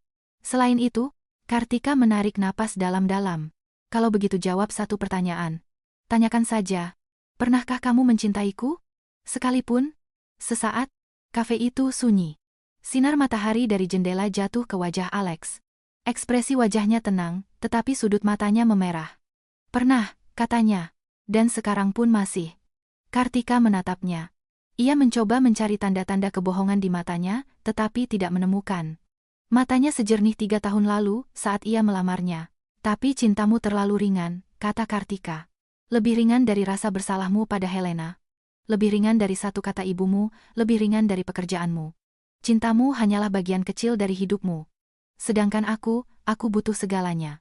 Ia berbalik dan berjalan pergi. Kali ini ia benar-benar pergi. Keluar dari kafe, ia memejamkan mata karena silau matahari, menutupi matanya dengan tangan. Di jarinya masih ada cincin kawin. Ia melepaskannya dan menggenggamnya erat di telapak tangan. Cincin itu terasa sakit menekan kulitnya, tetapi ia tidak melepaskannya. Di sudut jalan, Kartika memasukkan cincin kawin itu ke dalam tas. Ponselnya bergetar. Pesan dari pengacara, Bagas. Surat kesepakatan perceraian sudah ditandatangani oleh Alex Prawiroharjo. Baru saja diantar ke kantor saya. Ia tertegun. Ditandatangani? Bukankah ia bilang tidak akan menandatangani? Ia menelepon Bagas. Mas Bagas, kapan dia menandatanganinya? Tadi pagi dia tanda tangani dan kirim lewat kurir, kata Bagas, dan dia menambahkan 1 poin di perjanjian tambahan. Poin apa? Dia menyerahkan semua hak atas bagiannya di sebuah apartemen studio di daerah Kuningan kepada Anda. Tangan Kartika yang memegang ponsel gemetar. Studio itu harganya tidak kurang dari 1,5 miliar. Untuk apa ia melakukan ini? Mbak Kartika, mau lihat suratnya? Kirimkan. Bagas mengirimkan file PDF. Kartika membukanya dan menggulir ke halaman terakhir. Di kolom tanda tangan, tertera 2 kata, Alex Prawiroharjo. Ditulis dengan tekanan, seolah-olah pulpen itu merobek kertas. Di perjanjian tambahan tertulis, saya, Alex Prawiroharjo, dengan sukarela menyerahkan semua hak atas bagian saya dalam properti yang berlokasi di Jakarta, Kuningan, kepada Kartika Indraswari sebagai kompensasi atas waktu yang dihabiskan dalam pernikahan, tanpa syarat tambahan apapun. Ia menatap kata-kata itu, teringat bagaimana Alex berkata di kafe, aku akan pergi tanpa membawa apa-apa. Ia pikir itu hanya kata-kata, tetapi ia benar-benar melakukannya. Ponselnya bergetar lagi. Kali ini pesan dari Alex. Suratnya sudah kutandatangani. Apartemen dan tabungan untukmu. Mobil kuambil. Semoga kamu bahagia. Kalimat singkat, bahkan tanpa titik. Seperti kata ia 3 tahun yang lalu. Kartika berdiri di trotoar dan menatap pesan itu. Matahari terpantul dari layar, menyilaukan mata. Tiba-tiba ia ingin menangis, tetapi ia menahannya. Ia menjawab dengan 2 kata. Oke, mengerti. Dan ia menghapus kontaknya di WhatsApp. Menghapus seluruh riwayat obrolan. Menghapus 3 tahun pernikahan. Minggu pertama setelah perceraian, Kartika hidup dengan baik. Ia mengemasi semua barang mertuanya, dan mengirimkannya lewat kurir ke kantor Alex. Ia mendekorasi ulang kamar tidur, mengganti gorden dan spray. Ruang kerja ia cat ulang, membeli meja baru, bersiap menjadikannya studio pribadinya, bahkan ia mendaftar kelas yoga dan pergi 3 kali seminggu. Dimas, yang mampir, berkata, Kak, kamu kelihatan jauh lebih baik. Ia tersenyum, benarkah? Iya. Tidak terlihat tegang seperti dulu. Kartika bercermin. Kerutan di sudut matanya masih ada, tetapi tatapannya berubah. Dulu lelah, hati-hati, selalu melihat reaksi orang lain. Sekarang kosong, tetapi setidaknya itu miliknya. Pada hari ke-10, teleponnya berdering. Nomor tak dikenal. Halo, Kartika Indraswari? Ya, saya sendiri. Selamat siang. Saya Helena Wulandari. Tangan Kartika yang memegang telepon menegang. Ada apa? Saya ingin bicara. Kita tidak punya apa-apa untuk dibicarakan. Ini menyangkut Alex, kata Helena. Saya rasa ada sesuatu yang tidak Anda ketahui. Kartika ingin menutup telepon, tetapi rasa penasarannya menang. Apa tepatnya? Mari kita bertemu dan bicara. Besok jam 3 di kafe bawah kantor Anda. Dari mana Anda tahu di mana saya bekerja? Helena tertawa ringan. Alex yang memberitahu. Kartika diam selama beberapa detik, lalu berkata, baiklah, sampai jumpa besok. Setelah menutup telepon, ia duduk di sofa dan menatap langit-langit. Untuk apa Helena ingin bertemu dengannya? Untuk menjelaskan, meminta maaf, atau pamer, apapun itu, ia tidak takut. Ia sudah bercerai, tidak ada yang perlu ditakutkan lagi. Keesokan harinya pukul 3, Kartika tiba di kafe. Helena sudah ada di sana. Ia lebih kurus daripada di foto, tetapi cantik. Kemeja putih, rambut panjang tergerai, menciptakan citra kesucian. Wanita seperti ini sulit untuk dibenci. Kartika, Helena berdiri. Silakan duduk. Saya sudah pesankan americano untuk Anda. Kartika duduk dan menatap Helena. Katakan, apa yang Anda inginkan? Helena mengeluarkan setumpuk dokumen dari tasnya dan meletakkannya di atas meja. Lihat ini. Kartika mengambil dokumen itu. Itu adalah rekam medis. Nama pasien. Alex Prawiroharjo. Diagnosis. Leukemia mieloid akut. Tanggal. 2 tahun yang lalu. Tangan Kartika gemetar. Dia sakit, kata Helena. Diagnosisnya ditegakkan 2 tahun yang lalu, dan dia terus menjalani kemoterapi. Pikiran Kartika menjadi kabur. Leukemia. Alex. Kenapa? Kenapa ia tidak memberitahuku? Dia takut membuatmu sedih, kata Helena. Dia bilang kamu sangat sensitif dan jika tahu, kamu akan menangis. Dan dia tidak mau melihat air matamu. Kartika menggeleng. Tidak.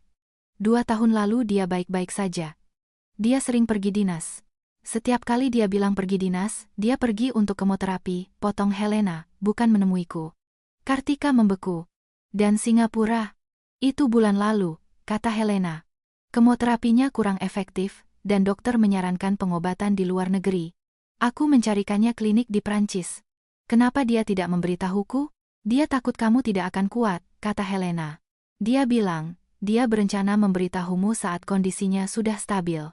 Air mata mengalir dari mata Kartika. Ia teringat tiket itu dan tulisan, kunci di tempat biasa ya. Dan catatan yang kamu tulis itu? Aku menulis itu untuknya, kata Helena. Kunci apartemenku di tempat biasa, jadi dia bisa membuka pintu sendiri dan masuk. Malam itu aku jaga di rumah sakit dan tidak di rumah. Kartika menutup mulut dengan tangan agar tidak menangis keras. Kartika, aku memanggilmu hari ini bukan untuk membenarkannya, kata Helena. Tetapi karena aku merasa kamu tidak seharusnya membencinya. Kamu boleh tidak mencintainya, tapi jangan membencinya. 3 tahun terakhir ini, dia lebih menderita daripada kamu. Kenapa? Kenapa dia bercerai? Suara Kartika bergetar. Menandatangani surat itu dan pergi tanpa apa-apa? Karena dia malu padamu, kata Helena. Dia bilang, dia sudah membohongimu selama 3 tahun dan tidak punya hak lagi untuk hidup bersamamu. Kartika melompat berdiri. Di mana dia? Di RS Harapan Medika, bagian hematologi. Kartika berlari keluar dari kafe dan menyetop taksi. Ke RS Harapan Medika, Pak. Sopir menginjak gas. Ia duduk di kursi belakang dan terus menangis. Teringat kata-kata Alex, setiap kali aku melihatmu di pagi hari itu tidak terasa begitu berat. Ia pikir itu adalah pengakuan cinta, ternyata itu adalah kebenaran. Setiap pagi ia bangun, tidak tahu berapa lama lagi sisa hidupnya. Dan ia tidak pernah sekalipun bertanya padanya, kamu baik-baik saja? Ia hanya peduli apakah Alex mencintainya, apakah ia selingkuh. Ia tidak pernah terpikir bahwa Alex mungkin sakit. Rumah sakit, bagian hematologi. Ketika Kartika membuka pintu, Alex terbaring di tempat tidur dengan infus. Ia sangat kurus, wajahnya pucat, matanya cekung. Melihat Kartika, ia tertegun sejenak. Bagaimana kamu bisa ke sini? Helena yang menelepon. Alex memejamkan mata. Seharusnya dia tidak. Seharusnya. Kartika mendekati tempat tidur. Seharusnya kamu yang pertama meneleponku. Alex membuka mata, menatapnya. Maaf. Tidak perlu minta maaf. Kartika duduk. Katakan sejujurnya, seberapa serius kondisinya? Alex diam selama beberapa detik. Stadium menengah. Dokter bilang masih ada harapan, tapi kemoterapi tidak terlalu membantu. Lalu kenapa kamu terbang ke Prancis? Ada obat baru. Masih tahap uji klinis, kata Alex. Helena yang menemukan. Kartika menarik napas dalam-dalam. Berapa lama kamu akan menyembunyikan ini dariku? Sampai kamu tidak membutuhkanku lagi, kata Alex. Kupikir setelah bercerai, hidupmu akan lebih baik. Aku tidak mau membebanimu dengan masalah. Alex, kamu bodoh. Air mata kembali mengalir dari mata Kartika. Kamu suamiku. Kamu sakit dan bahkan tidak memberitahuku.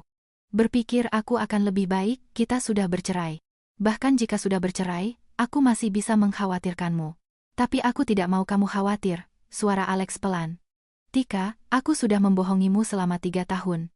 Aku tidak pantas mendapatkan perhatianmu. Kartika meraih tangannya.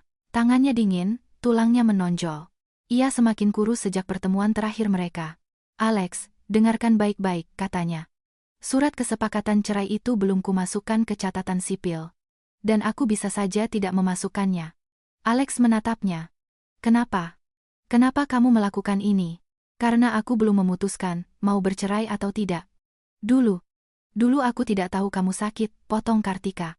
Sekarang aku tahu, aku harus berpikir lagi. Alex memejamkan mata. Setetes air mata mengalir di pipinya. Kartika pertama kali melihatnya menangis. Pertama kali dalam 3 tahun. Jangan menangis, katanya, kalau kamu menangis, aku juga ingin. Mereka duduk seperti itu, berpegangan tangan, dan diam. Ruangan itu sunyi, hanya terdengar suara tetesan infus. Beberapa saat kemudian, Alex berbicara. Tika, jika aku tidak sembuh. Tidak ada jika, potong Kartika. Kamu fokus pada pengobatan, aku akan ada di sisimu. Kamu tidak membenciku. Aku membencimu, kata Kartika. Membencimu karena berbohong dan karena tidak menganggapku sebagai istrimu. Tapi itu kita bicarakan nanti. Sekarang yang penting kamu sembuh. Alex membuka mata dan menatapnya. Di matanya muncul secercah cahaya, cahaya yang sudah lama tidak dilihat Kartika. Terakhir kali 3 tahun yang lalu, saat ia melamarnya. Iya, katanya lagi. Kata iya itu. Tapi kali ini Kartika merasa kata itu terdengar berbeda. Bukan ketidakpedulian, melainkan janji. Kartika pulang, bukan ke apartemennya, tetapi ke apartemen Alex. Surat kesepakatan perceraian yang belum ditandatangani, ia masukkan ke dalam laci.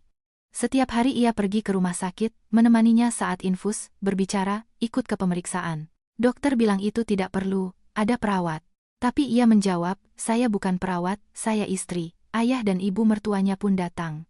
Ibu Santi sangat kurus, rambutnya memutih. Melihat Kartika, ia mendekat dan meraih tangannya. Tika, maafkan Mama. Kartika menggelengkan kepala. Ma, jangan bicara begitu. Mama mendesakmu soal anak, padahal Alex sakit dan Mama tidak tahu. Ibu Santi menangis. Dia yang memintaku, agar kamu tidak curiga dia punya masalah kesehatan. Kartika tertegun. Dia yang meminta? Ibu Santi menyeka air matanya.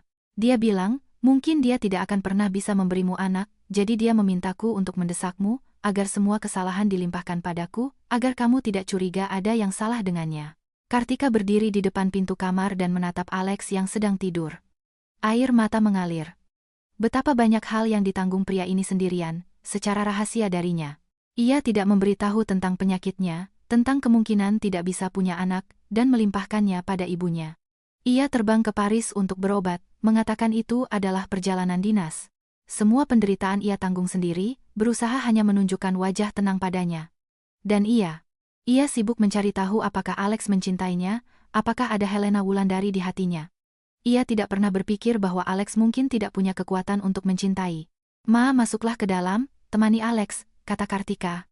Aku mau bicara dengan dokter. Ia menemukan dokter yang merawat Alex. Dok, apakah Alex punya harapan? Dokter itu memperbaiki kacamatanya. Ada, tapi butuh transplantasi sumsum tulang. Sudah ditemukan donornya? Belum, masih dalam proses pencocokan. Saudara-saudaranya sudah diperiksa, tidak ada yang cocok. Bolehkah saya diperiksa? Dokter itu menatapnya. Anda siapanya? Istrinya. Jika bukan kerabat darah, kemungkinan cocoknya sangat rendah. Saya tetap ingin mencoba. Dokter itu mengangguk. Baiklah, kami akan ambil darah Anda untuk dianalisis. Kartika diambil darahnya dan, sambil menunggu hasil di dekat laboratorium, ia mengeluarkan ponsel dan mengirim pesan ke Alex. Aku sudah diambil darah. Sedang diperiksa apakah aku bisa jadi donor sumsum tulang untukmu. Alex langsung menjawab. Jangan. Kenapa? Itu sangat sakit. Aku tidak mau kamu kesakitan. Kartika menatap kata-kata itu, dan tenggorokannya kembali tercekat. Alex, kamu sudah 3 tahun menahan sakit, biarkan aku menahannya sekali saja. Ia tidak membalas. 5 menit kemudian, datang pesan suara darinya. Kartika memutarnya, dan terdengar suara serak Alex. Tika, hal terbaik yang pernah kulakukan dalam hidup adalah menikahimu, dan hal terburuk adalah membohongimu. Jangan terlalu baik padaku. Aku tidak pantas mendapatkannya. Kartika menekan tombol rekam dan mengucapkan 4 kata. Bukan kamu yang memutuskan. Setelah mengirimnya, ia bangkit dan kembali ke kamar. Alex sedang duduk, bersandar pada bantal. Melihatnya, wajah Alex memerah. Kenapa kembali? Menunggu hasil. Kartika duduk di samping tempat tidurnya. Aku tidak akan kemana-mana sampai aku tahu. Alex meraih tangannya. Kali ini tangannya tidak sedingin dulu, entah karena infus, atau karena hatinya menjadi lebih hangat. Seminggu kemudian, hasil analisis keluar. Sumsum tulang Kartika dan Alex cocok, meskipun tidak sepenuhnya, tetapi transplantasi memungkinkan. Dokter bilang itu keajaiban. Kemungkinan kecocokan pada pasangan yang bukan kerabat darah adalah 1:100.000. Kartika tersenyum. Itu bukan keajaiban. Itu takdir. Alex menatapnya, matanya memerah. Tika, kamu benar-benar akan jadi donor? Itu akan sangat sakit. Aku tidak takut sakit. Aku yang takut, kata Alex.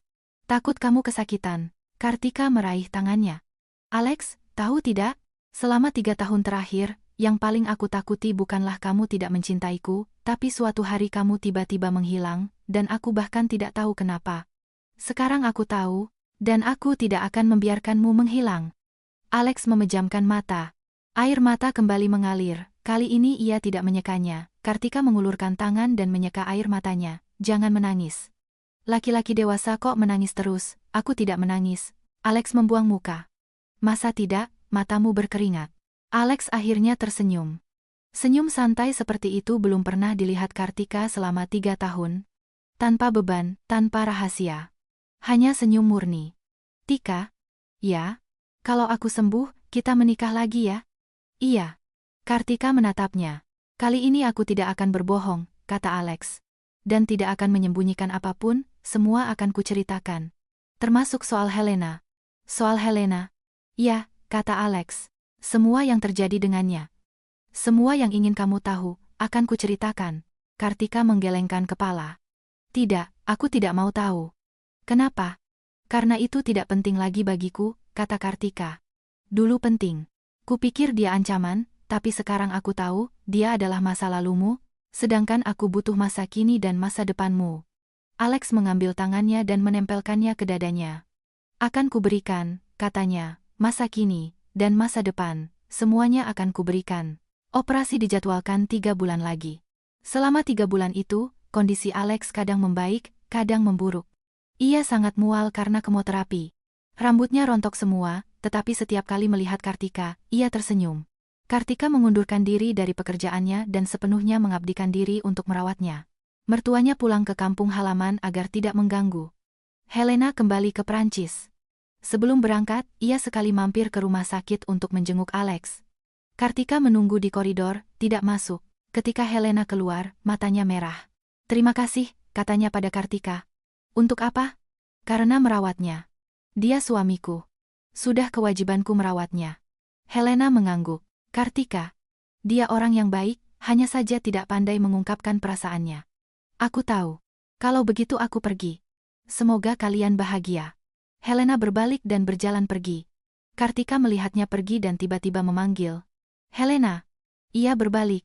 Kamu juga, semoga bahagia. Helena tersenyum, senyum yang sangat cerah. Ya.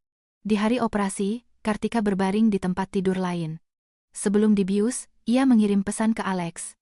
Jangan takut, aku di sini. Alex menjawab. Iya. 1 kata. Tapi kali ini Kartika merasa betapa beratnya kata itu. Cukup berat untuk menopang beban 2 kehidupan. Operasi berjalan sukses. Transplantasi sumsum tulang Alex berjalan lancar. Tidak ada penolakan. Ia menghabiskan sebulan di ruang steril. Kartika setiap hari menatapnya melalui kaca. Tidak boleh berbicara, tetapi mereka berkomunikasi lewat telepon. Alex menulis, kalau aku sudah keluar, hal pertama yang akan kulakukan adalah memelukmu. Kartika menjawab, sembuh dulu. Alex menulis, kalau aku sudah sembuh, Hal pertama yang akan kulakukan adalah memelukmu. Kartika tersenyum. Baiklah. Sebulan kemudian, Alex diizinkan pulang. Kartika datang menjemputnya. Ia kurus. Rambutnya belum tumbuh, tetapi tatapannya jernih. Melihat Kartika, ia merentangkan tangannya. Kartika mendekat dan memeluknya erat. Tika, terima kasih, sama-sama, dan satu lagi. Alex melepaskannya dan mengeluarkan sebuah kotak kecil dari sakunya, membukanya. Di dalamnya ada sebuah cincin. Bukan yang dulu, tapi yang baru. Kartika Indraswari, maukah kamu menikah denganku? Kali ini, sungguhan. Kartika menatapnya. Matahari bersinar cerah. Sinar matahari yang terpantul dari kepalanya yang botak terlihat sedikit lucu, tetapi ia pikir, Alex adalah pria paling tampan di dunia. Ya. Alex memasangkan cincin itu di jarinya. Ukurannya pas. Dari mana kamu tahu ukuran jariku? Aku diam-diam mengukurnya saat kamu tidur. Kapan? Sering, kata Alex. Setiap kali aku melihatmu tidur, aku mengukurnya. Mata Kartika memerah. Alex, kamu mesum ya? Iya, aku mesum. Ia tersenyum. Tapi kamu tetap mau menikah denganku. Mereka berdiri di depan pintu masuk rumah sakit. Matahari menyinari mereka, dan bayangan panjang mereka menyatu menjadi satu, tak terpisahkan. 3 bulan kemudian, Kartika dan Alex menikah lagi. Kali ini tidak ada pesta atau resepsi. Mereka hanya berfoto di kantor catatan sipil. Kartika mengenakan gaun putih, Alex kemeja putih. Rambutnya sudah sedikit tumbuh, tetapi masih pendek. Setelah berfoto, Alex melihatnya dan berkata, aku di sini mirip telur rebus. Kartika tertawa. Biarpun begitu, aku suka. Mereka keluar dari kantor. Matahari bersinar cerah. Alex meraih tangannya dan berjalan ke depan. Kartika menatap punggungnya dan tiba-tiba teringat bagaimana setahun yang lalu, di tempat yang sama, ia menemukan tiket itu. Saat itu rasanya langit runtuh. Sekarang ia berpikir, langit tidak runtuh. Hanya awannya yang menyingkir. Tika, ya? Ayo pulang. Aku masakan makan malam untukmu. Memangnya kamu bisa? Tidak. Tapi aku bisa belajar. Baiklah. Mereka berjalan menyusuri jalan. Bayangan mereka membentang panjang. Kartika menatap bayangan yang menyatu itu dan tersenyum. Ia mengerti bahwa cinta terbaik bukanlah yang tanpa kebohongan, tetapi yang memiliki keberanian untuk memulai dari awal lagi, bahkan setelah kebohongan itu terungkap. Cerita kedua. Yulia dan Bima sekarang, izinkan saya menceritakan kisah kedua. Selama 2 tahun, saya dengan setia merawat Bima Prasetyo, yang mengalami kelumpuhan pada kedua kakinya. Semua orang berpikir, begitu ia bisa berdiri, hal pertama yang akan ia lakukan adalah menikahiku. Hanya saya, di malam setelah operasinya yang sukses, bertanya, apakah kamu masih ingin menikahiku? Ia ragu-ragu. Jawaban sederhana itu tidak bisa ia ucapkan. Saya tersenyum dan berkata, aku mengerti. Lalu saya melepaskan cincin itu. Malam itu juga, tanpa ragu, saya pergi dari rumah tempat saya tinggal selama 2 tahun. Apakah kamu masih ingin menikahiku? Mendengar kata-kata itu, Bima membeku. Ia menatap kakinya lama dan terdiam. Melalui pintu yang sedikit terbuka, terdengar keramaian dari luar. Dokter bilang operasi Bima sukses besar. Beberapa minggu lagi dia akan pulih total. Wah, aku tidak menyangka dia bisa berdiri lagi. 2 tahun lalu semua orang sudah pasrah. Ini semua berkat Yulia. Kalau bukan karena dia, karena kegigihannya, mereka pasti akan menikah. Kita harus siapkan kado pernikahan. Mendengarkan ucapan selamat yang penuh canda itu, Bima tidak mengatakan apa-apa. Suasana menjadi canggung. Akhirnya, saya bangkit dan, seperti biasa, mulai memijat lutut dan betisnya, memberinya kesempatan untuk menghindar dari jawaban. Tekanannya segini cukup, baru saat itulah kecanggungan mencair. Tubuhnya yang tegang perlahan-lahan rileks. Saya, seperti selama 2 tahun terakhir, kembali bertanya dengan lembut, ada yang tidak nyaman? Ia menggelengkan kepala dan menjawab dengan serius, tidak, pijatanmu jauh lebih baik daripada perawat manapun. Saya menatap tangan saya yang sedang memijat kakinya dan tertegun, sebenarnya, saya awalnya tidak bisa memijat. Itu karena Bima tidak tahan jika tubuhnya disentuh oleh perawat. Setiap kali perawat datang, ia akan marah dan mengusirnya. Tapi kakinya sangat membutuhkan pijatan. Jadi, saya belajar selama 3 bulan dari seorang pemilik panti pijat. Awalnya saya merendam tangan saya di ramuan herbal, berlatih pada diri sendiri, dan baru kemudian dengan hati-hati menyentuh kakinya. Awalnya saya hanya memijatnya dengan hati-hati saat ia tidur, tetapi tidurnya sangat ringan, dan saya cepat ketahuan. Ia marah dan berteriak agar saya pergi. Saya tidak pergi. Saya kembali menekan titik-titik yang diajarkan oleh pemilik panti pijat itu. Kakinya tidak bergerak, dan ia melemparkan bantal ke kepala saya. Saya tidak peduli. Ia melemparkan semua yang ada di jangkauannya ke arah saya. Yang terakhir adalah bingkai foto. Di dalamnya ada fotonya saat kuliah. Satu tangan memegang piala, tangan lainnya terkepal, wajah seorang pemenang. Ketika darah hangat mengalir di pelipis saya, ia menatap saya dan mencoba merangkak, tetapi tidak bisa karena kakinya yang lumpuh. Akhirnya, ia menutupi wajahnya dengan tangan dan tiba-tiba menangis tersedu-sedu. Pergi, tolong, pergi. Jangan di sini. Tidak ada gunanya. Aku tidak merasakan apa-apa. Sekeras apapun kamu menekan, tidak ada gunanya. Saat itu ia dalam keadaan putus asa total. Setiap hari, dalam cuaca apapun, saya datang dan memijatnya, sampai ibunya menemukan bahwa ia menelan obat tidur dan membawanya ke rumah sakit. Ibunya tidak berdaya menghadapinya. Saya berjongkok di depannya dan berkata, "Lihat aku." Ia menatapku dengan patuh. Saya berkata, "Semuanya akan baik-baik saja. Percayalah padaku." Saat itu, saya sendiri tidak tahu dari mana datangnya keyakinan seperti itu. Sejak hari itu, saya mulai tinggal di rumahnya. Ibu Bima menangis dan berulang kali berterima kasih kepada saya.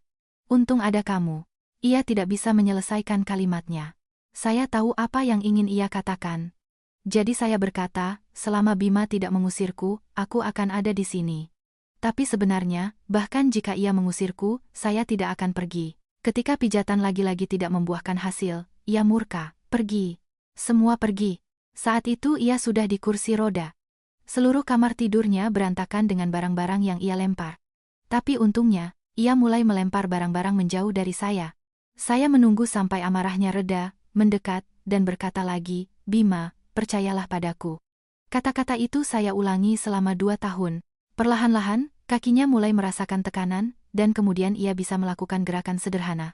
Hingga operasi kemarin, dokter pun berkata seolah tidak percaya. Operasinya sangat sukses. Jika tidak ada komplikasi, ia akan bisa berjalan. Mendengar itu, Ibu Bima menyelipkan sebuah kartu ATM ke tangan saya. Saya menatap kartu itu dan tertegun. 2 tahun terakhir ini bukan demi kartu ATM. Teman-teman Bima semua memanggil saya calon istri, tetapi hanya saya yang tahu kebenarannya. Saya tidak pantas disebut seperti itu. Kami bahkan belum saling menyatakan perasaan, belum mengukuhkan hubungan kami.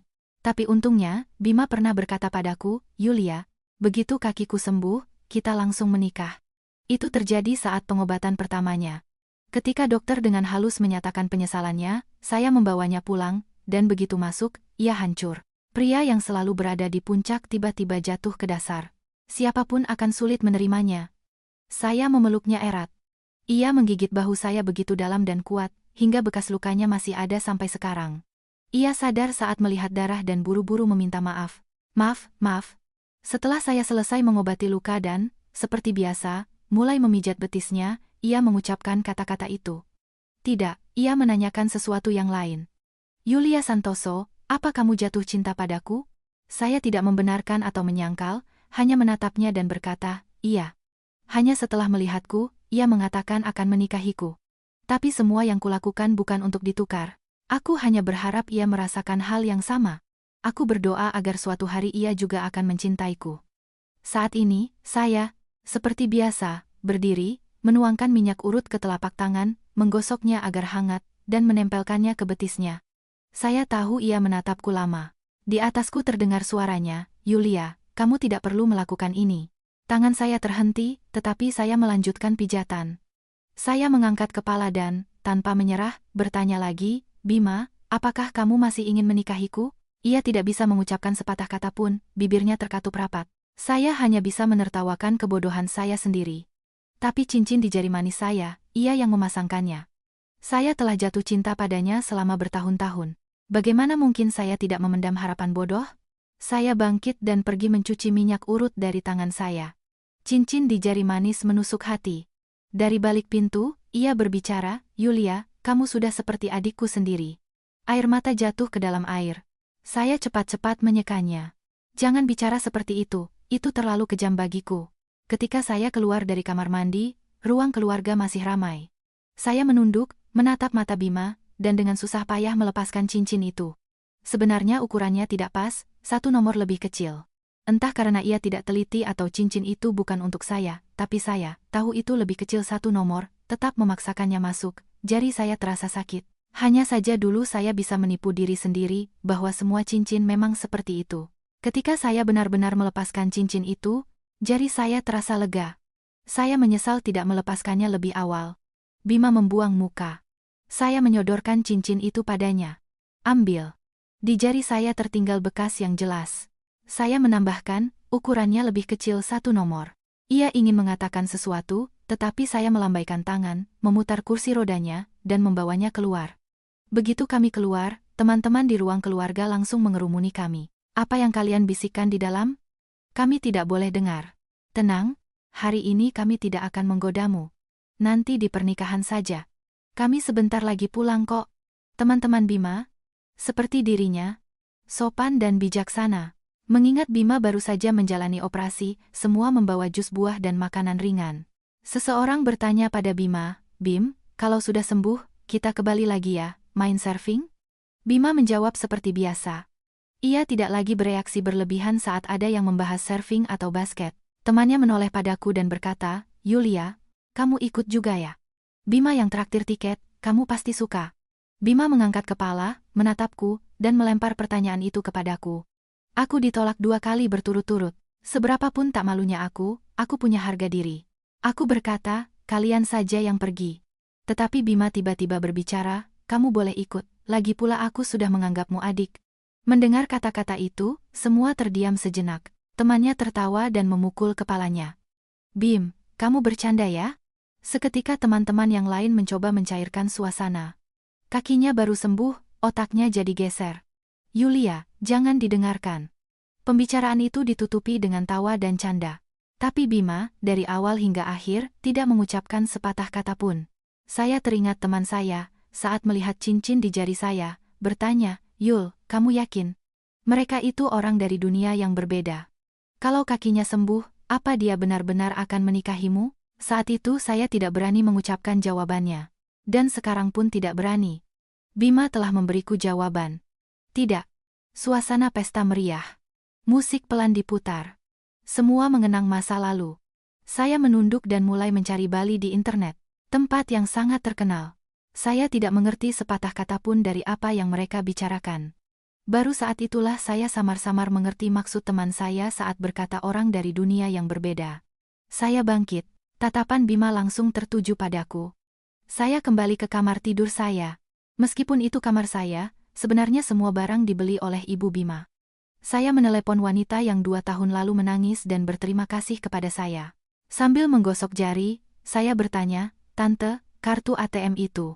Seolah sudah menunggu, ia tidak membiarkan saya selesai bicara dan langsung menjawab, 5 miliar.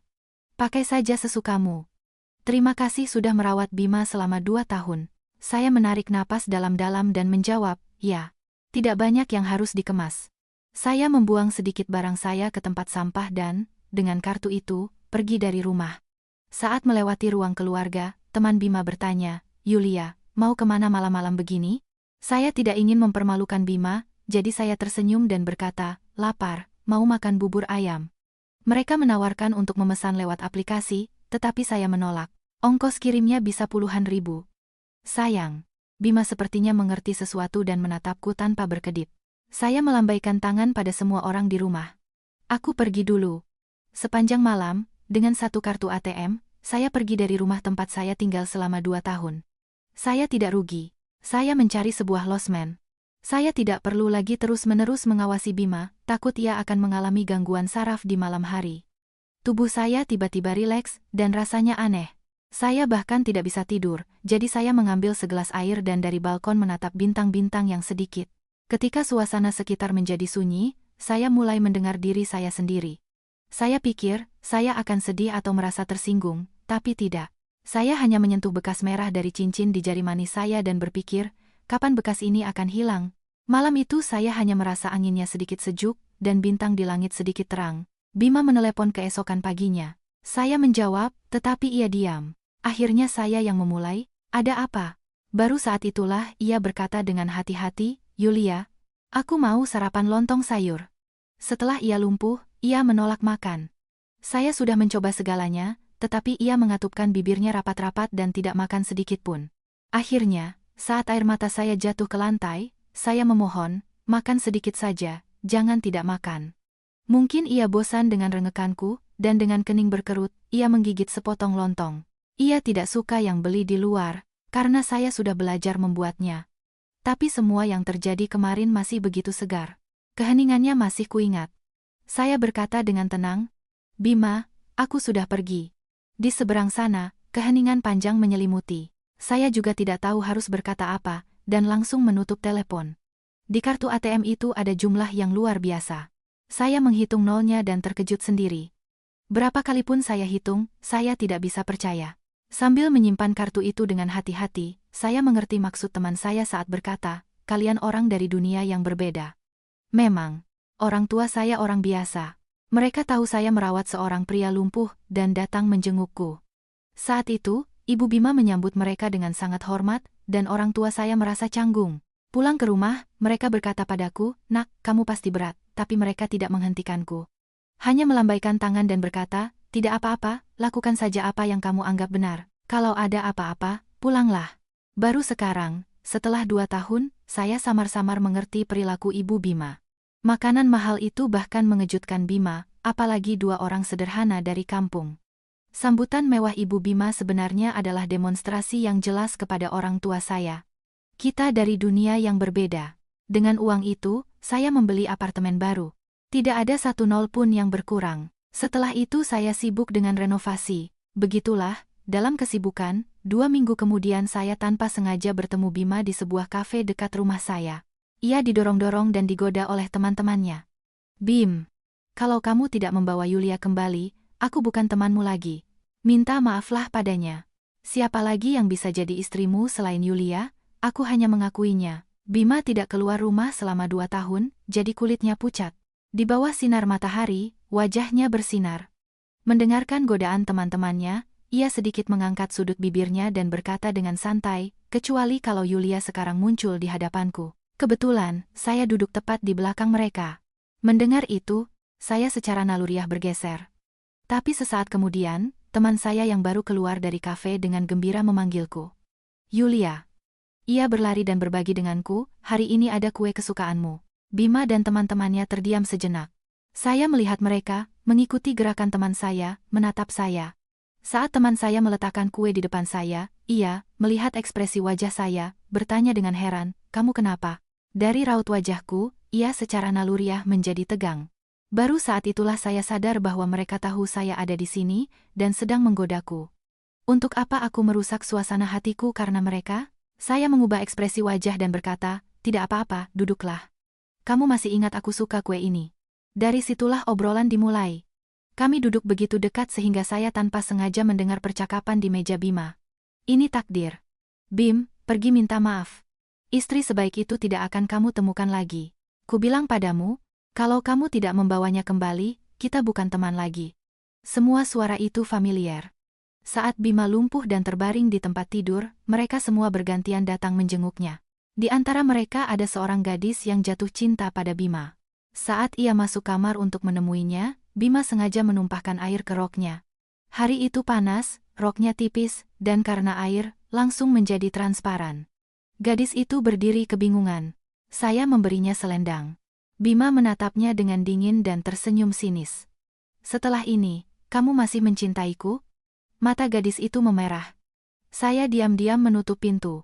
Saat ia keluar, ia, sambil mengangkat kepala, berkata dengan bangga padaku, "Aku tidak mencintai Bima lagi. Dia tidak pantas." Setelah berkata begitu, ia, sambil memegangi roknya yang basah, pergi.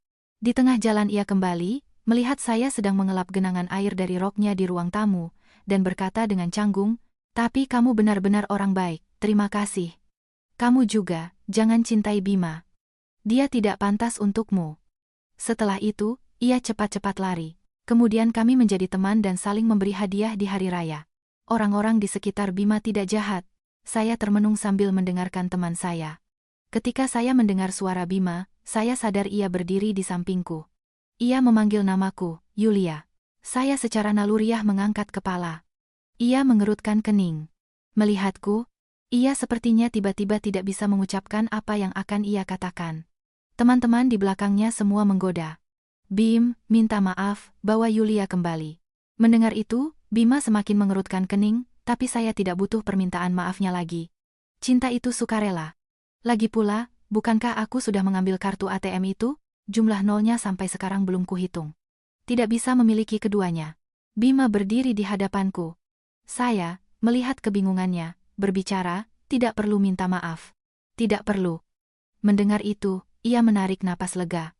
Berbalik, ia menatapku lagi dan bertanya, kapan kamu kembali? Mungkin terakhir kali saya tidak menjelaskannya dengan jelas, jadi kali ini saya menjelaskan lebih tegas. Aku tidak akan kembali. Bima, sambil berpikir, menatapku tajam, dan akhirnya menjawab, iya. Ia berbalik dan berjalan ke mejanya. Teman-temannya yang akrab semua mengamati. Bagaimana, sudah kembali? Kapan pernikahannya? Kapan aku harus siapkan angpao? Tidak akan ada pernikahan. Suara Bima datar, dengan sedikit nada kesal. Meja itu tiba-tiba menjadi sunyi. Bima mengulanginya lagi. Suaranya tanpa sadar meninggi. Kenapa kalian pikir aku akan menikahinya? Karena aku berterima kasih padanya, aku harus menikahinya. Kan sudah kubilang, aku menganggapnya adik. Untuk ketiga kalinya, saat seseorang memberimu hormat dan kamu tidak mengerti, itu sudah keterlaluan. Saya pun bangkit dan berkata pada teman-temannya, pembicaraan tentang pernikahan itu salah paham, saya hanya merawat Bima demi uang.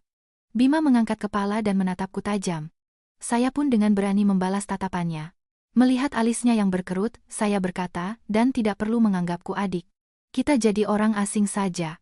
Saat merawat Bima, saya terkadang tanpa sadar berpikir, jika Will tidak mengalami kecelakaan, apakah Clark akan mencintainya? Awalnya saya pikir ya, kemudian tidak. Saya ragu antara ya dan tidak. Akhirnya, tidak ada jawaban untuk pertanyaan itu. Jawaban mereka saya tidak tahu, tapi jawaban saya dan Bima, saya tahu. Bima mulai berkencan.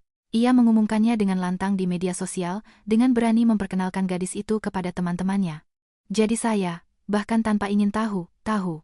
Saya bertemu Bima dan pacarnya di sebuah pesta. Terlalu banyak teman yang sama, tidak ada yang menyangka kami akan bertemu. Saat Bima masuk dengan gadis itu, teman di sampingku menggenggam tanganku erat. Selama 2 tahun saya merawat Bima, mereka semua melihatnya. Saya tersenyum menenangkan padanya dan dengan berani menatap gadis yang dibawa Bima. Tidak ada yang istimewa. 2 mata, 1 mulut. Bima juga melihatku. Saya duduk di sudut yang lebih tenang. Sambil duduk, saya meminta pelayan membawakan sepiring buah. Saat buahnya datang, pelayan itu meletakkannya di depan gadis itu. Gadis itu tersenyum, membungkuk ke arah Bima. Dan sesuatu, bisik gadis itu. Ia berbicara dengan ceria padanya, tetapi Bima bahkan tidak repot-repot membungkuk. Tatapannya terpaku pada piring buah, dan ia juga dengan malas mendengarkannya. Siapapun akan melihat bahwa ia tidak tertarik. Jika ini cara ia berkencan, itu cukup membosankan. Saya tidak kesal. Tapi teman saya ya. Ia mabuk dan menarikku untuk mengenalkanku pada pria-pria. Saya dengan sabar menjelaskan bahwa ia mabuk. Saat saya, sambil memapahnya, keluar, pacar Bima menatapku. Kak, aku kenal kakak. Langkah saya terhenti. Ia melanjutkan. Terima kasih sudah merawat Bima. Saya mengangguk dan, sambil memapah teman saya, hendak pergi. Gadis itu bergegas mengantarku. Tidak menyadari suasana yang tiba-tiba menjadi sunyi, ia berdiri di hadapanku. Tapi kalau waktu itu aku yang ada di samping Bima, aku juga pasti bisa. Sifat mudi yang harus ditoleransi kapan saja, gelas yang melayang ke arahmu, dan tidur yang tidak nyenyak, ia bilang ia juga bisa. Saya tersenyum sinis. Kalau hanya bicara, siapa yang tidak bisa? Tapi kalau seperti itu tidak ada. Belum tentu. Kalau kaki Bima bermasalah lagi, kita bisa coba lihat apakah kakak bisa. Ekspresi wajah Bima sudah berubah. Seorang teman menengahi untuk mencairkan suasana. Saya juga bercanda. Kalau benar-benar sampai begitu, lebih baik keluar uang sewa perawat saja. Mendengar kata-kata itu, Bima marah. Brak.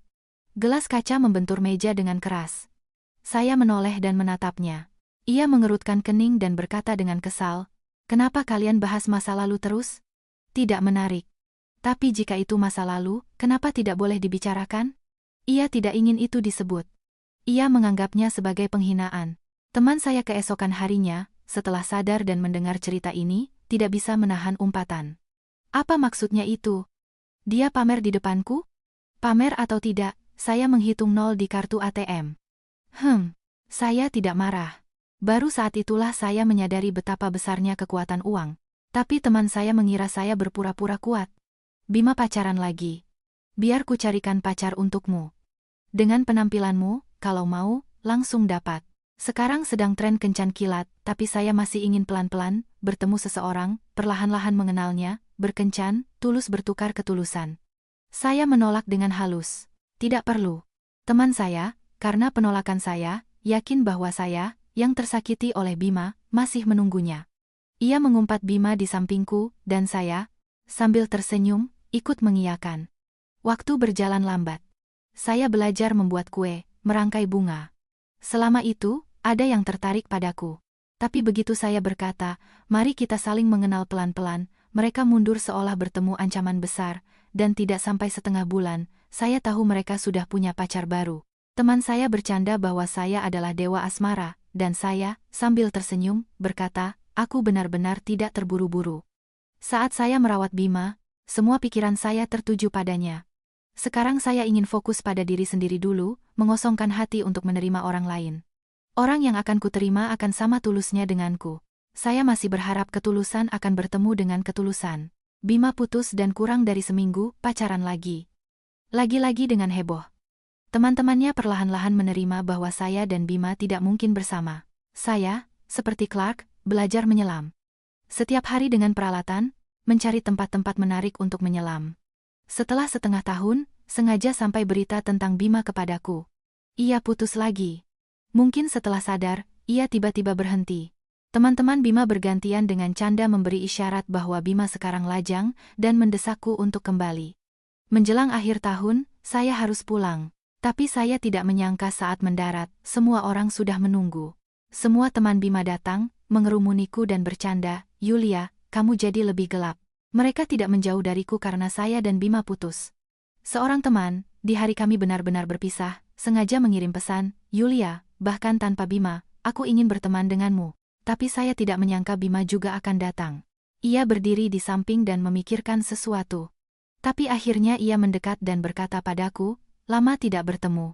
Setengah tahun yang lalu, dalam sikapnya terhadapku masih ada sedikit permusuhan, dan sekarang, seolah-olah seorang teman, ia berkata padaku, lama tidak bertemu. Saya juga dengan sopan menjawab, lama tidak bertemu. Ia memulai dengan hati-hati. Kakiku. Belum selesai ia bicara, ponselku berdering. Saya tersenyum meminta maaf pada mereka dan menjawab. Begitu saya menjawab, terdengar suara ceria seorang pemuda.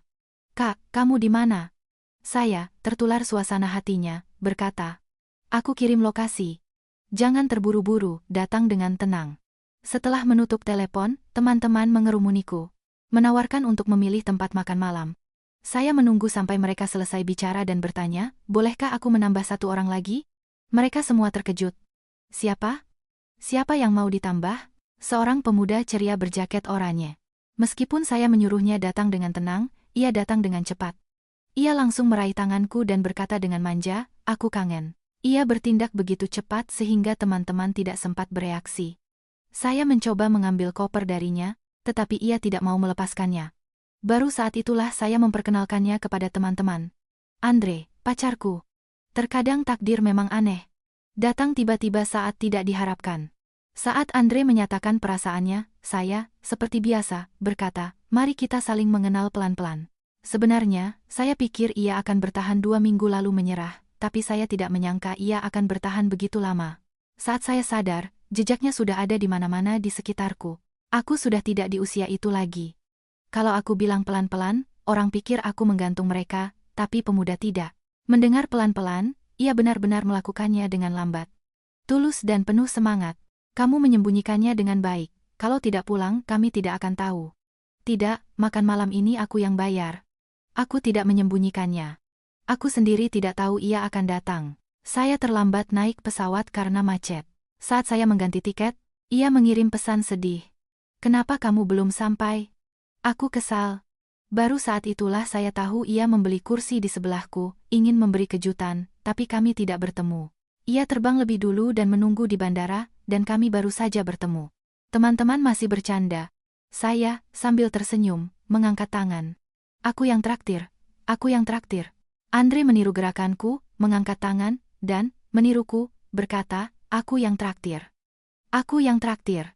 Ia mudah bergaul dan cepat akrab dengan teman-teman. Saat kami tiba di restoran dan duduk, bahkan dengan tambahan Andre, tempatnya cukup untuk semua. Baru saat itulah seseorang menyadari bahwa Bima tidak ada. Saat mereka menelepon, suara Bima tidak jelas. Kakiku tiba-tiba sakit, aku di rumah sakit. Bagaimana mereka bisa duduk tenang dalam situasi seperti itu? Tidak apa-apa, apa kata dokter? Tidak apa-apa. Dokter bilang istirahat saja. Kalian makan saja. Lain kali aku yang traktir.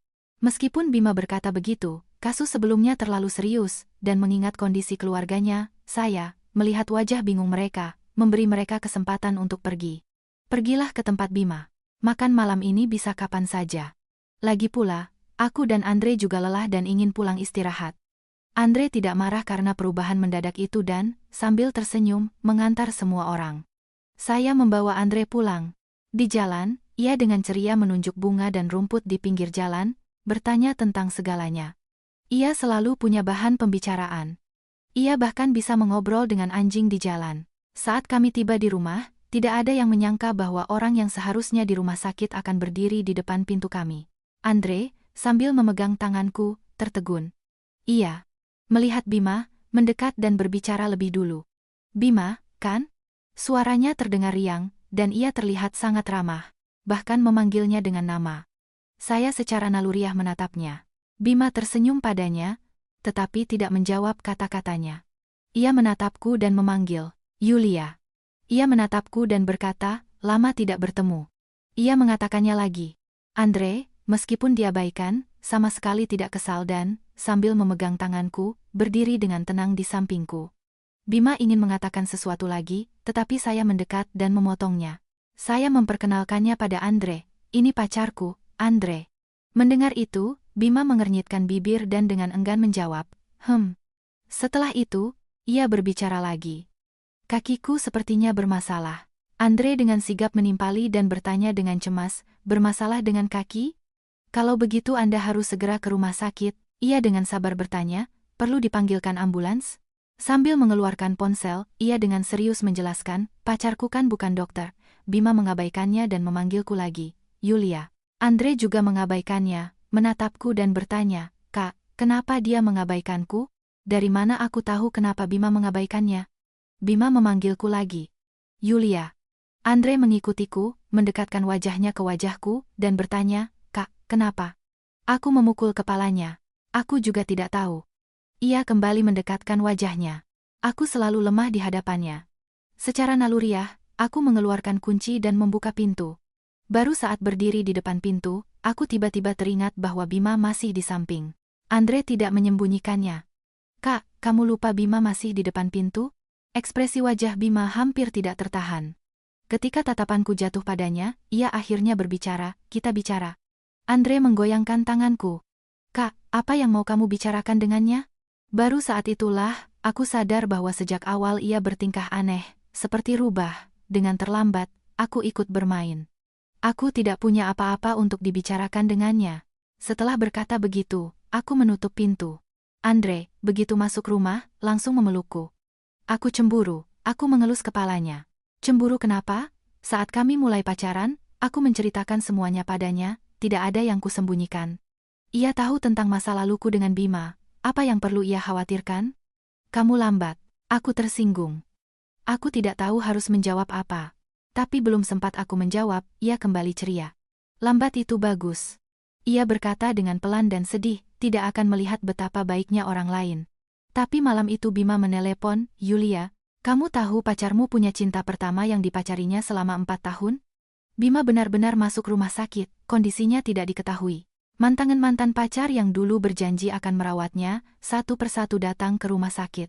Teman-temanku bahkan bertaruh siapa yang akan bertahan berapa lama. Hasilnya, 2 hari.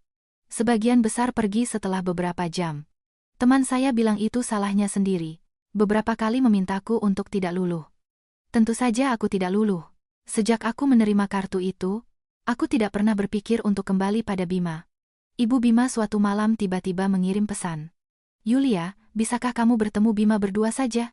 Saat ia mengirim pesan, Andre ada di sampingku. Aku dengan tegas menolak. Maaf, Tante. Pacarku mungkin tidak suka. Ia menelepon dan mulai memohon. Tolong, aku akan bayar berapapun. Bima tidak mau makan. Tolong, bantu dia makan saja. Kenapa ini terjadi pada Bima? Ia berbicara tidak jelas. Suaranya diambang kehancuran. Dari kalimat-kalimatnya yang terputus-putus, aku menduga rawat inap Bima bukan hal sepele. Ibu Bima menangis terseduh-seduh. Kenapa ini terjadi pada kami? Tolong bantu aku. Dia tidak boleh kelaparan. Andre duduk dengan tenang di sampingku, dan, agar aku tidak merasa canggung, dengan murah hati berkata, kamu boleh bertemu. Jangan khawatirkan aku. Tapi jika kami tidak punya hubungan apa-apa, untuk apa bertemu? Lagi pula, jika aku bertemu sekali, mereka akan menggunakan alasan itu untuk terus meminta bertemu. Aku tetap dengan tegas berkata pada wanita yang hancur itu, maaf, Tante. Aku tidak berutang apa-apa pada Anda. Aku punya hidupku sendiri, Bima punya hidupnya sendiri. Keesokan harinya, melalui teman, aku tahu bahwa kaki Bima bermasalah, kasus langka yang pernah dikatakan dokter terjadi padanya. Setelah ia bisa berjalan, ototnya mulai atrofi, dan mungkin ia harus kembali ke kehidupan lamanya. Saat aku bersamanya, ia sulit menanggungnya, apalagi sekarang setelah ia merasakan kegembiraan berjalan dan mendengar bahwa ia bisa lumpuh lagi. Aku tidak membalas pesan itu. Bima tiba-tiba menelepon. Aku pikir ia menelepon untuk bertanya tentang pijatan atau minyak urut, tapi tidak. Ia berkata, Yulia, aku yakin kamu dan pacar mudamu itu tidak akan bertahan lama. Aku tidak menjawab. Ia melanjutkan, mari kita bertaruh tentang kesetiaan pacarmu. Kesetiaan, aku tidak tahu cara bertaruh. Tapi aku tahu saat pikiran untuk menguji muncul, kepercayaan langsung runtuh. Aku tidak akan bertaruh hal bodoh seperti itu denganmu. Tapi ia tidak menghiraukan penolakanku. Ia mengucapkan kalimat terakhir, kita lihat saja. Semua laki-laki sama. Aku mengabaikannya. Beberapa hari berikutnya, karena akhir tahun, aku selalu sibuk. Andre beberapa kali mencoba mengajakku jalan-jalan, tapi aku tidak punya waktu. Ia menunduk dan terlihat kecewa. Akhirnya, setelah sadar aku benar-benar sibuk, ia mulai jalan-jalan sendiri. Dengan karakternya, ia tidak kekurangan teman. Aku tidak khawatir ia tidak punya teman. Memang, setelah 2 hari, ia sudah jalan-jalan dengan ceria. Pagi hari, sebelum aku pergi, ia sudah pergi. Terkadang aku bertemu dengannya saat ia bangun. Terkadang, saat bangun, aku hanya menemukan catatan di ruang tamu. Catatan itu semakin banyak, dan dengan terlambat aku mulai cemas. Apa yang ia lakukan? Dengan siapa ia bertemu? Aku teringat saat aku pergi dinas seminggu, ia merengek dan bertanya apa yang sedang kulakukan. Untuk pertama kalinya, aku mengerti perasaannya. Aku sangat lambat. Selalu terlambat mengerti apa yang dipikirkan orang lain. Aku ingin berbicara serius dengannya, tapi belum sempat aku mencari waktu, Bima mengganti nomor dan mengirim foto. Andre sedang tertawa ceria dengan seorang gadis di kafe. Sesaat aku merasa cemas, pagi harinya ia bilang padaku akan bertemu teman. Bima mengirim pesan. Lihat kan, semua laki-laki sama. Aku tidak mengerti kenapa ia melakukan ini. Ia terus mengirim foto-foto lain. Ia berkata, menurutmu, apa dia akan pulang malam ini? Aku menghapus dan memblokirnya. Aku duduk di rumah dan ragu-ragu. Aku bertanya pada Andre, lagi apa? Ia cepat menjawab. Makan malam dengan teman. Aku tidak jadi bertanya, kapan pulang? Sekitar jam 10 malam, aku memutuskan menunggu sampai jam 10, waktu berlalu menit demi menit. Aku duduk di sofa dan menunggu dengan cemas. Jam 11 malam. Andre masih belum pulang. Bahkan tidak ada pesan, Bima mengganti telepon dan meneleponku. Bagaimana, kan sudah kubilang. Semua laki-laki sama. Tapi aku tidak mengerti niatnya. Bahkan jika Andre benar-benar mengkhianatiku, lalu kenapa? Jika ia mengkhianatiku, aku akan putus dengannya dan mencintai orang lain. Sederhana saja. Aku tidak akan kehilangan keberanian untuk mencoba hanya karena satu kekecewaan. Saat gadis yang mencintai Bima berkata padaku bahwa Bima tidak pantas untukku, aku secara naluriah ragu. Bagaimana mungkin ia yang begitu baik, dengan banyak kelebihan, tidak sepadan denganku? Sekarang, dengan sudut pandang objektif, aku melihat hubungan kami. Ia mudah marah, cenderung putus asa, memiliki peralatan medis tercanggih, tapi tidak mau mencoba. Sekarang ia mencoba menarikku ke dalam keputusasaan itu. Ia jelas tidak sepadan denganku. Aku menunggu di rumah sampai jam 1 dini hari. Andre tidak juga kembali. Tapi kenapa aku harus menunggu? Kenapa aku harus percaya pada Bima, dan tidak bertanya langsung? Kenapa aku harus membiarkan Bima ikut campur dalam hubungan kami? Aku mengenakan mantel dan membuka pintu. Begitu turun, kebetulan aku bertemu Andre di depan lobi. Ia baru keluar dari mobil. Di kursi belakang duduk seorang gadis yang sama di foto. Ia melihatku, tiba-tiba bingung dan memanggil, "Yulia." Aku sedikit terlambat. Gadis di mobil juga melihatku dan melambaikan tangan. Saat mobil hendak pergi, aku menghalangi jalannya. Sopir mengumpat, bilang aku tidak takut bahaya. Aku mengetuk jendela. Gadis itu menjulurkan wajah cantiknya dan bertanya, "Ada apa?" Aku bertanya padanya, "Apakah Anda cinta pertama Andre?" Mendengar itu, ia bingung dan mulai menjelaskan. "Anda pacar Andre, kan? Jangan salah paham. Saya hanya datang ke sini untuk perjalanan dinas." Aku memotongnya. "Ya atau tidak?" Andre, sadar aku marah, mendekat dan buru-buru menjelaskan, "Macet, jadi sedikit terlambat." Ia bilang jam 10 malam, sekarang sudah dini hari. "Berapa jam bisa macet?" Aku bertanya lagi. "Ya atau tidak?" "Ya." Selama hubungan kami, Andre tidak pernah sekalipun memberitahuku tentang cinta pertama ini. Bagi sebagian orang mungkin tidak penting, tapi bagiku, ya. Aku langsung putus dengan Andre di tempat. Gadis itu bingung, keluar dari mobil dan mencoba menghentikanku. Ia mengikutiku dan berkata, "Aku benar-benar tidak bermaksud mengganggu kalian. Kami hanya kebetulan bertemu." Andre bilang ia juga datang ke sini untuk liburan, dan kami hanya makan malam. Sungguh, tidak ada apa-apa. Anda bisa cek CCTV. Semakin banyak ia bicara, semakin teguh pendirianku. Akhirnya Andre berbicara, "Cukup." Ia berdiri di tempat dan bingung. Andre berhenti dan berkata padanya, "Kamu pergi saja." Ia, setelah mengantar gadis itu, berbalik dan mengikutiku. Ia mengikutiku pulang, berdiri di depan pintu dan tidak membiarkanku masuk. "Kita perlu bicara." Aku mengangkat kepala dan menatapnya. "Tidak perlu. Saat aku setuju pacaran dengannya, aku bilang kita harus jujur satu sama lain." Aku menceritakan semuanya padanya sampai hal terkecil, sedangkan ia menyembunyikan keberadaan cinta pertama, menyembunyikan makan malam dengannya. Aku lambat. Aku hanya, saat bersamanya, memutuskan untuk menjadi lambat. Tidak ingin tertawa dan bercanda dengan orang lain, tidak ingin menerima candaan dan rayuan orang lain, memutuskan untuk menjadi dingin. Kita putus saja. Hubungan ini dimulai dengan cepat, tapi berakhir dengan cepat juga.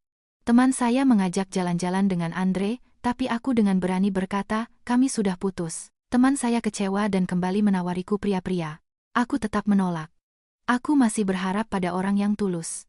Jika tidak ada, lebih baik sendiri. Ibu Bima masih meneleponku, memohon untuk menjenguk Bima. Aku tetap tidak setuju, tapi mengirimkan semua diet dan resep kepadanya. Aku memesan tiket pulang. Kali ini aku tidak terlambat. Saat aku duduk, Andre duduk di sebelahku. Ia tersenyum dan berkata padaku, "Kak, kali ini tidak terlambat." Tapi ia bahkan tidak mencoba mengerti kenapa aku marah. Hanya ingin berbaikan. Aku salah. Ayo baikan. Maafkan aku. Ayo hidup damai. Kata-kata itu ia ulangi. Saat ia mendekatiku, ia setengah hari memikirkan setiap kataku, setiap koma, dan sekarang ia bahkan tidak mencoba menjelaskan dengan benar. Lagi pula, Ibu Bima hanya ingin aku menjenguknya, dan aku beberapa kali menolak. Aku benar-benar tidak mengerti kenapa ia harus bertemu dengan cinta pertamanya. Aku tidak mau baikan. Begini saja.